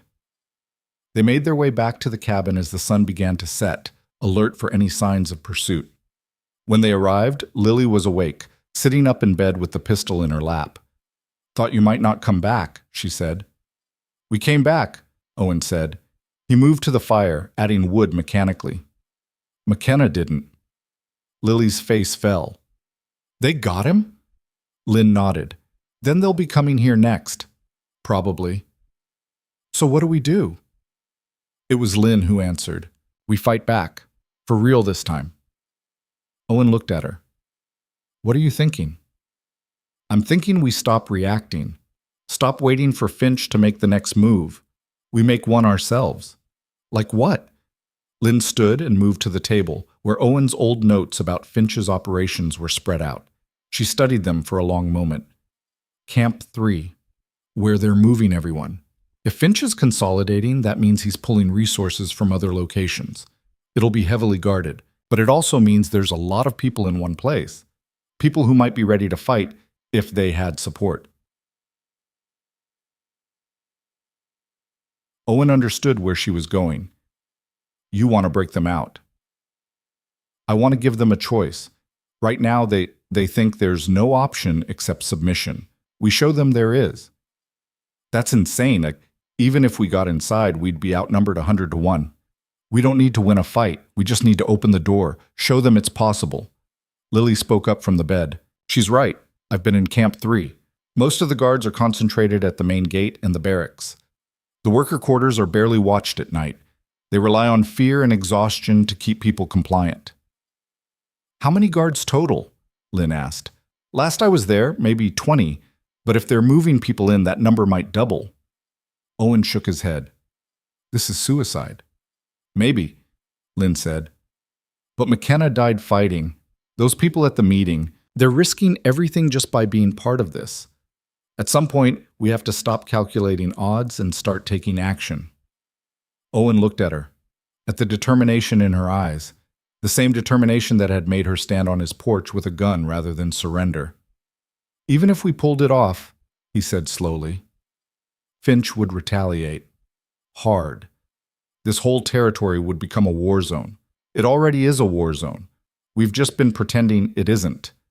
Owen sat heavily in his chair. Every logical part of his brain was screaming that this was a terrible idea, that they'd get everyone killed, that there had to be a better way. But 10 years of looking for a better way had gotten him nowhere except alone in a cabin, hiding from his own conscience. All right, he said finally. We do it, but we do it smart. We plan every detail. We get support from whoever's left in the network, and we give everyone an out if things go wrong. Lynn nodded. Agreed. Over the next 3 days, they planned. Lily, once she'd recovered enough to move, sketched out the layout of Camp 3 from memory. The guard rotations, the weak points, the timing of food deliveries. Lynn added details from her own experience in the camps, how the workers were housed, where they'd be at different times of day, which ones might be willing to fight. Owen sent messages through Sarah's trading post, coded requests that went out to everyone in the network who was still free. He didn't ask for fighters. He asked for witnesses, for people willing to document what happened, to spread the word if things went wrong. 6 people responded that they'd be there. It wasn't an army, but it was enough to not be alone. The night before they were set to move, Owen found Lynn sitting outside the cabin, staring up at the stars. Can't sleep? He asked. Don't want to. Feels like if I close my eyes, I'll miss something important. Owen sat down beside her. You know this might not work. I know. We might all die. I know that too. Then why are you smiling? Lynn looked at him, and in the moonlight, he could see it was true. There was a small smile on her face. Because for the first time in 3 years, I'm not running. I'm choosing. And that, she paused, searching for words. That feels like being human again. Owen understood, more than she probably knew. When I left Finch's operation, he said quietly, I thought I was choosing too. Choosing to walk away, to start over, to be better. But I wasn't choosing anything. I was just running in a different direction, hiding better. And now? Now I'm done hiding. They sat in comfortable silence for a while, watching the stars wheel slowly overhead. If we survive this, Lynn said eventually, what will you do? Owen thought about it. Honestly, I don't know. Haven't let myself think that far ahead. Try. He closed his eyes, imagining a future beyond the next few days. Maybe I'd rebuild, not just the cabin, but connections, community, try to be part of something instead of apart from it. That sounds nice. What about you? Lynn's hand went to her wrist, to the brand that would never fully fade. I'd look for my sister, for real this time. Not just hoping she'd appear, but actively searching. And if I couldn't find her, she swallowed hard, I'd make sure no one else has to lose their sister the way I lost mine. That's a good purpose. It's the only one I've got. The next morning, they set out before dawn. Owen, Lynn, and Lily, who insisted on coming despite her injuries, met up with the 6 others from the network at an abandoned trapper's shack 5 miles from Camp 3. Among them was Sarah from the trading post, the young man with the brand who'd spoken at the meeting, and 4 others Owen recognized but didn't know well. Not an impressive force by any measure, but they were committed. Sarah had brought supplies, rope, basic tools, a few weapons. The young man, who introduced himself as Daniel, had scouted the camp the previous day and confirmed Lily's information was accurate. Shift change happens at midnight, Daniel reported. That's when we'll have the best window. Guards are tired from the day shift. New ones are still getting settled. About 15 minutes of chaos. 15 minutes to get inside, open the barracks, and get people moving, Owen said. Then what? Then we scatter. Multiple directions. Make it impossible for them to track everyone. And if they start shooting? Daniel met his eyes. Then some of us don't make it, but some of us will. That's better odds than anyone in that camp has right now. They spent the day going over the plan, checking weapons, preparing themselves mentally for what was coming. As darkness fell, Owen found himself thinking about all the ways this could go wrong, all the people who might die because of a decision he'd helped make. Lynn seemed to sense his thoughts. Second guessing? Third guessing, maybe fourth. Good. Means you're taking it seriously. She checked her pistol, counted the ammunition. But don't let it paralyze you. We're doing this because it's right, not because it's safe. At 11:30, they moved into position. The camp was exactly as Lily had described, a collection of rough buildings surrounded by a wooden fence, with guard towers at each corner. Lights burned in the main building where the guards were stationed, but the worker barracks were dark and quiet. Owen, Lynn, and Daniel approached from the east, while the others spread out to create diversions if needed. They moved slowly, carefully, staying in the shadows. At midnight exactly, they heard the bell signaling shift change. Guards emerged from the main building, yawning, heading toward the towers. The previous shift descended, making their way toward the barracks for sleep. Now, Lynn whispered. They moved. Daniel cut through the fence where it met the tree line, creating a gap wide enough for people to slip through. Owen and Lynn approached the worker barracks, moving low and fast. The door was locked, but not well. Owen had learned a few things in 10 years of isolation, including how to pick a simple lock. It took him 30 seconds. 30 seconds where every sound felt amplified, every shadow seemed to hide a guard. But the lock clicked open. Inside the barracks were packed, rows of bunks holding exhausted workers, most of them already asleep despite the early hour. The smell was overwhelming, sweat, sickness, despair. Lynn stepped inside and moved to the nearest bunk, shaking the person awake gently. "We're getting you out," she whispered. "But you have to move now, quietly." The man stared at her like she was a hallucination. "I'm real," Lynn said. "We're real. There's a gap in the fence on the east side. Get through it and run north. There are people waiting to help you." The man sat up slowly, then looked at the brand on Lynn's wrist. Recognition sparked in his eyes. "You're the one who ran," he breathed. "And now I'm back. Wake the others quietly. Anyone who wants out, this is their chance." Word spread through the barracks like wildfire, person to person, whispered urgently in the darkness. People began sitting up, pulling on shoes, gathering what little they had. Owen kept watch at the door, his heart hammering. They had maybe 5 minutes before someone noticed something was wrong. Then he heard shouting. One of the guards had spotted the gap in the fence. "Go!" Owen hissed to Lynn. "Get them out now!" People started pouring from the barracks, moving as quickly as exhaustion and fear allowed. Lynn guided them toward the fence, toward freedom, while Owen and Daniel positioned themselves to provide cover. A guard came running around the corner, and Owen didn't think, just reacted. He swung the rifle barrel, catching the man across the temple. The guard dropped. More shouting, bells ringing. The camp was waking up. "Move, move!" Lynn was pushing people through the gap, counting them as they went, 20, 30, 40. Gunfire cracked through the night. Owen saw Daniel go down, clutching his leg. Sarah appeared from nowhere, dragging Daniel toward the fence. More shots, people screaming. Owen fired back, not to hit, just to make the guards take cover, to buy seconds.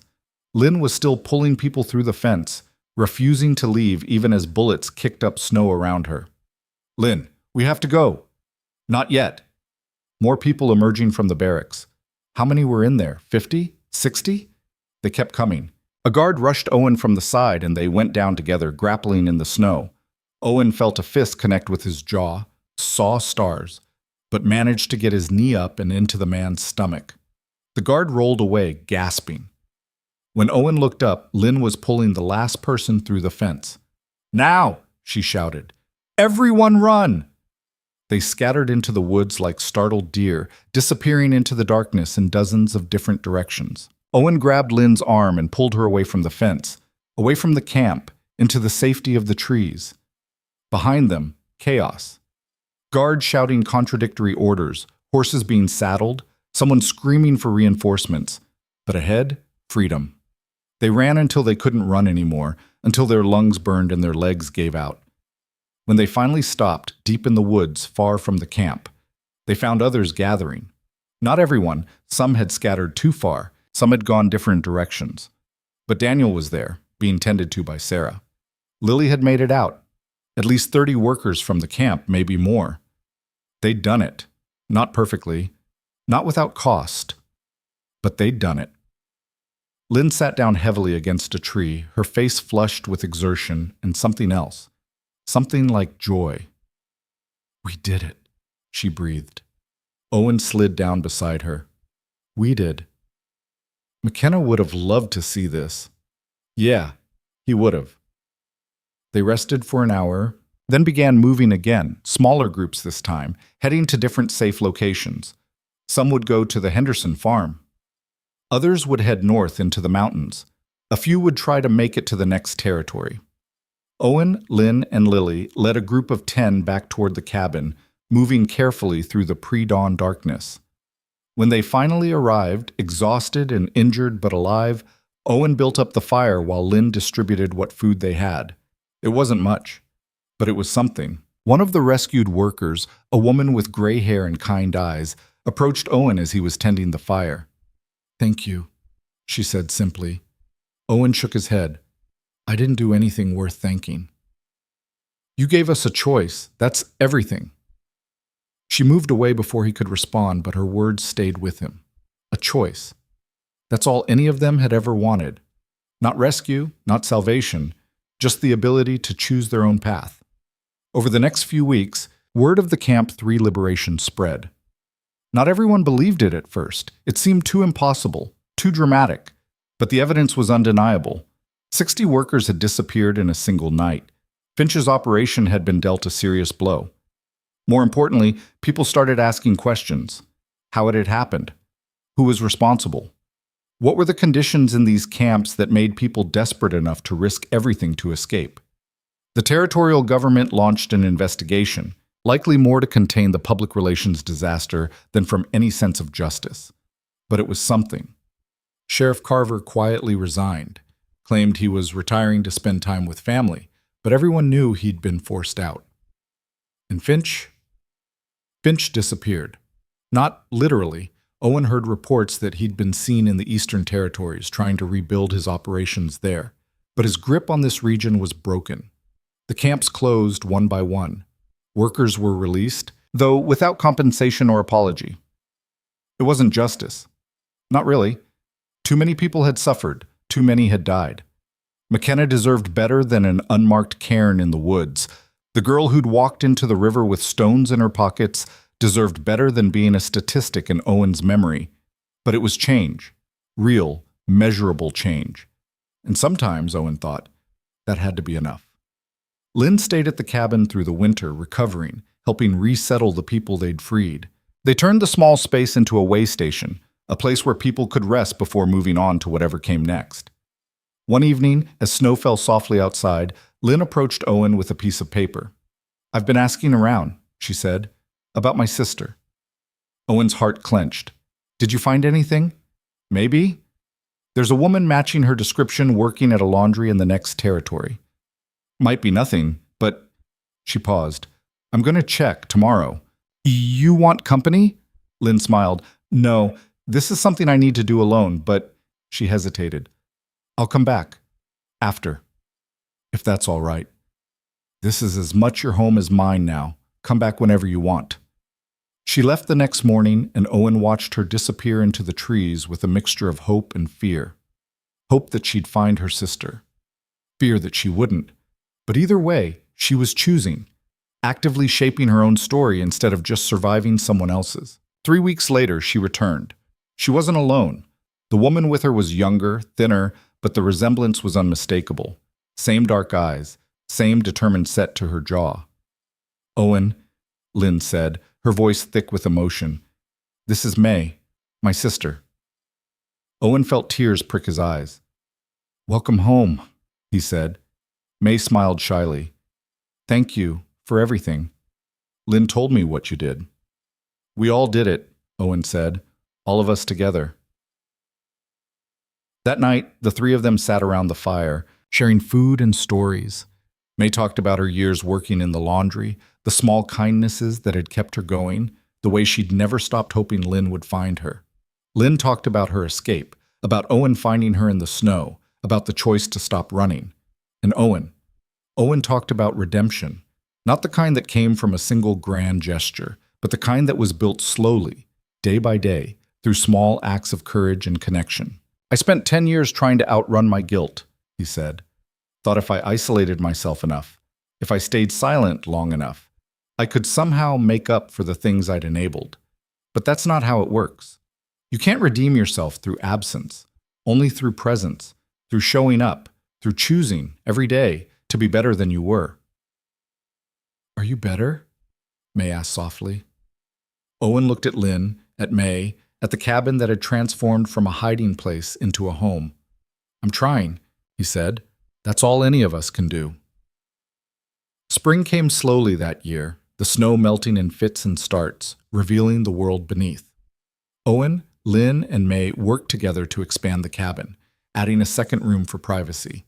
Other survivors stopped by regularly, some staying for a few days, others just passing through. The network they'd built didn't disappear. It evolved, became less about resistance and more about rebuilding, about creating the kind of community where people looked out for each other, not because they had to, but because they chose to. Daniel recovered from his leg wound and started a school for children whose families had been disrupted by Finch's operations. Sarah's trading post became an official mail stop, connecting scattered families who'd been separated. The Henderson farm became a cooperative, worked by families who'd been freed from the camps. Slowly, painfully, the territory began to heal. One evening in early summer, Owen found Lynn sitting on the porch, watching the sunset paint the mountains gold. "Thinking about anything in particular?" he asked. "Everything, nothing. How strange it is that we're here." "Strange good or strange bad?" "Strange. Hopeful." She looked at him. "When you found me in the snow, I thought my story was over. That even if I survived, I'd just be running forever, living half a life. Di bam awasi matrakinmi. And now? Now I'm living a whole one, building something instead of just escaping from something." She paused. "I know the brand won't ever go away. I know I'll always carry scars from what happened, but I'm starting to think that's okay. The scars prove I survived, that I fought back, that I didn't let them break me." Owen nodded. "I've been thinking something similar, about my own past. I used to see those years working for Finch as this stain I could never wash off. But maybe that's the wrong way to think about it. Maybe those years are just part of the story, the part that taught me what not to do, what not to be." "You think we're forgiven, then? For the things we did or didn't do?" "I think forgiveness is something we give ourselves, through action, through change, through refusing to be defined by our worst moments." Lynn smiled. "You're getting philosophical in your old age." "I'm not old. You're older than me." "By what, 2 years? Still counts." They sat in comfortable silence, watching the light fade. Inside, May was cooking dinner, something with wild herbs Lynn had shown her how to gather. The smell drifted through the open door, warm and alive. "Owen," Lynn said quietly, "thank you." "For what?" "For not walking away. That first day when you found me. You could have. Probably should have. But you didn't. You already thanked me for that." "I know, but I'll probably keep thanking you. Might as well get used to it." Owen smiled. "I can live with that." As the stars began to emerge, one by one, Owen thought about the journey that had brought them here. From that cold dawn when he'd found a half-frozen woman in the snow to this warm evening surrounded by people who'd become something like family. It hadn't been easy. It hadn't been clean. People had died. Sacrifices had been made. The victory wasn't complete. Finch was still out there somewhere, probably rebuilding his operations in some new territory where people didn't know to resist yet. But they'd proven something important, that silence wasn't safety, that isolation wasn't peace, that real change required risk, required standing up, required the willingness to be uncomfortable and vulnerable and scared. Most importantly, they'd proven that no one had to face the darkness alone. That night, after dinner, after the dishes were cleaned and the fire banked, Owen stood outside one last time before bed. The air was warm now, carrying the scent of pine and wildflowers. Somewhere in the distance, an owl called.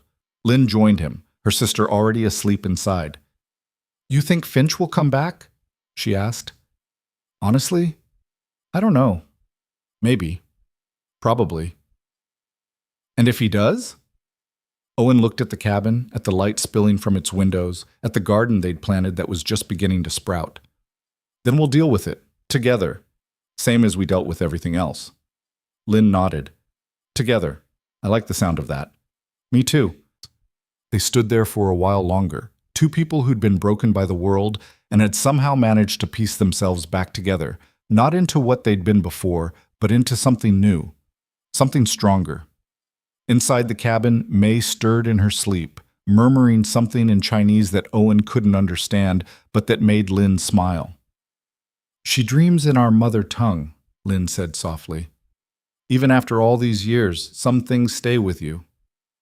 "Is that good or bad?" "Neither. It just is. Part of who we are." Owen thought about his own past, about the ledgers and the silence and the girl with stones in her pockets.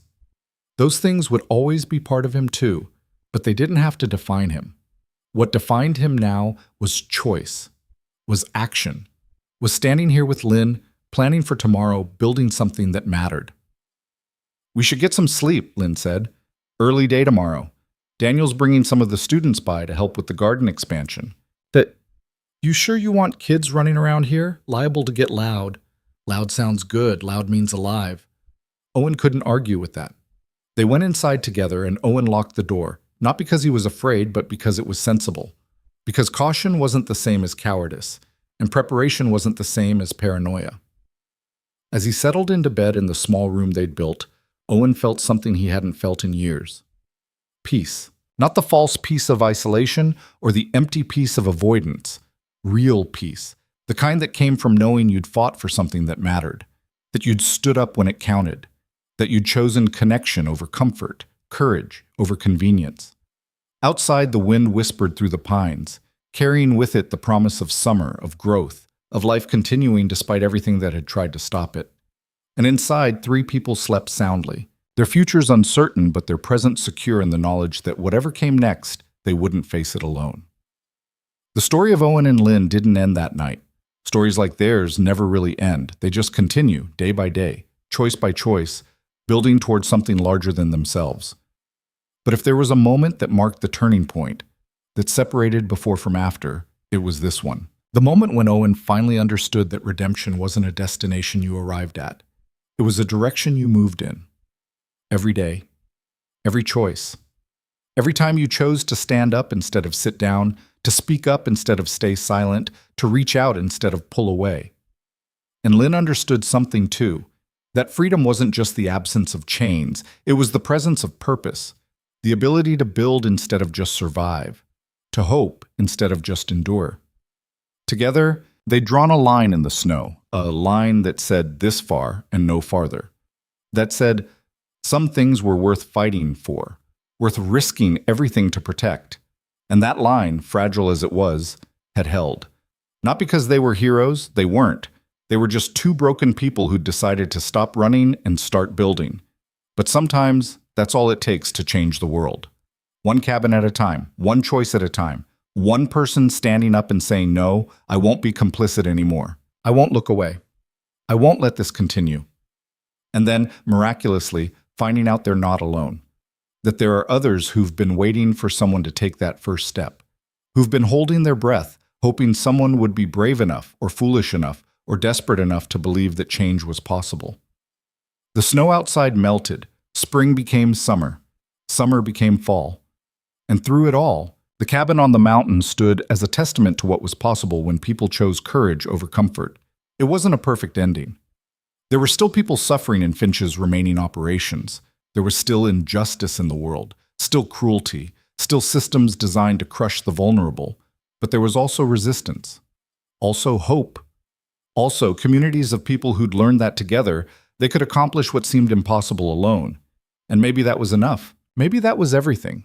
Because in the end, the greatest act of defiance against darkness isn't to eliminate it completely. It's to light a candle and invite others to do the same, to build something warm and bright and alive in the midst of cold and shadow. That's what Owen and Lynn had done. And as they slept that night, surrounded by the community they'd helped build, the future stretched out before them uncertain but full of possibility, full of hope, full of life. And that finally was enough.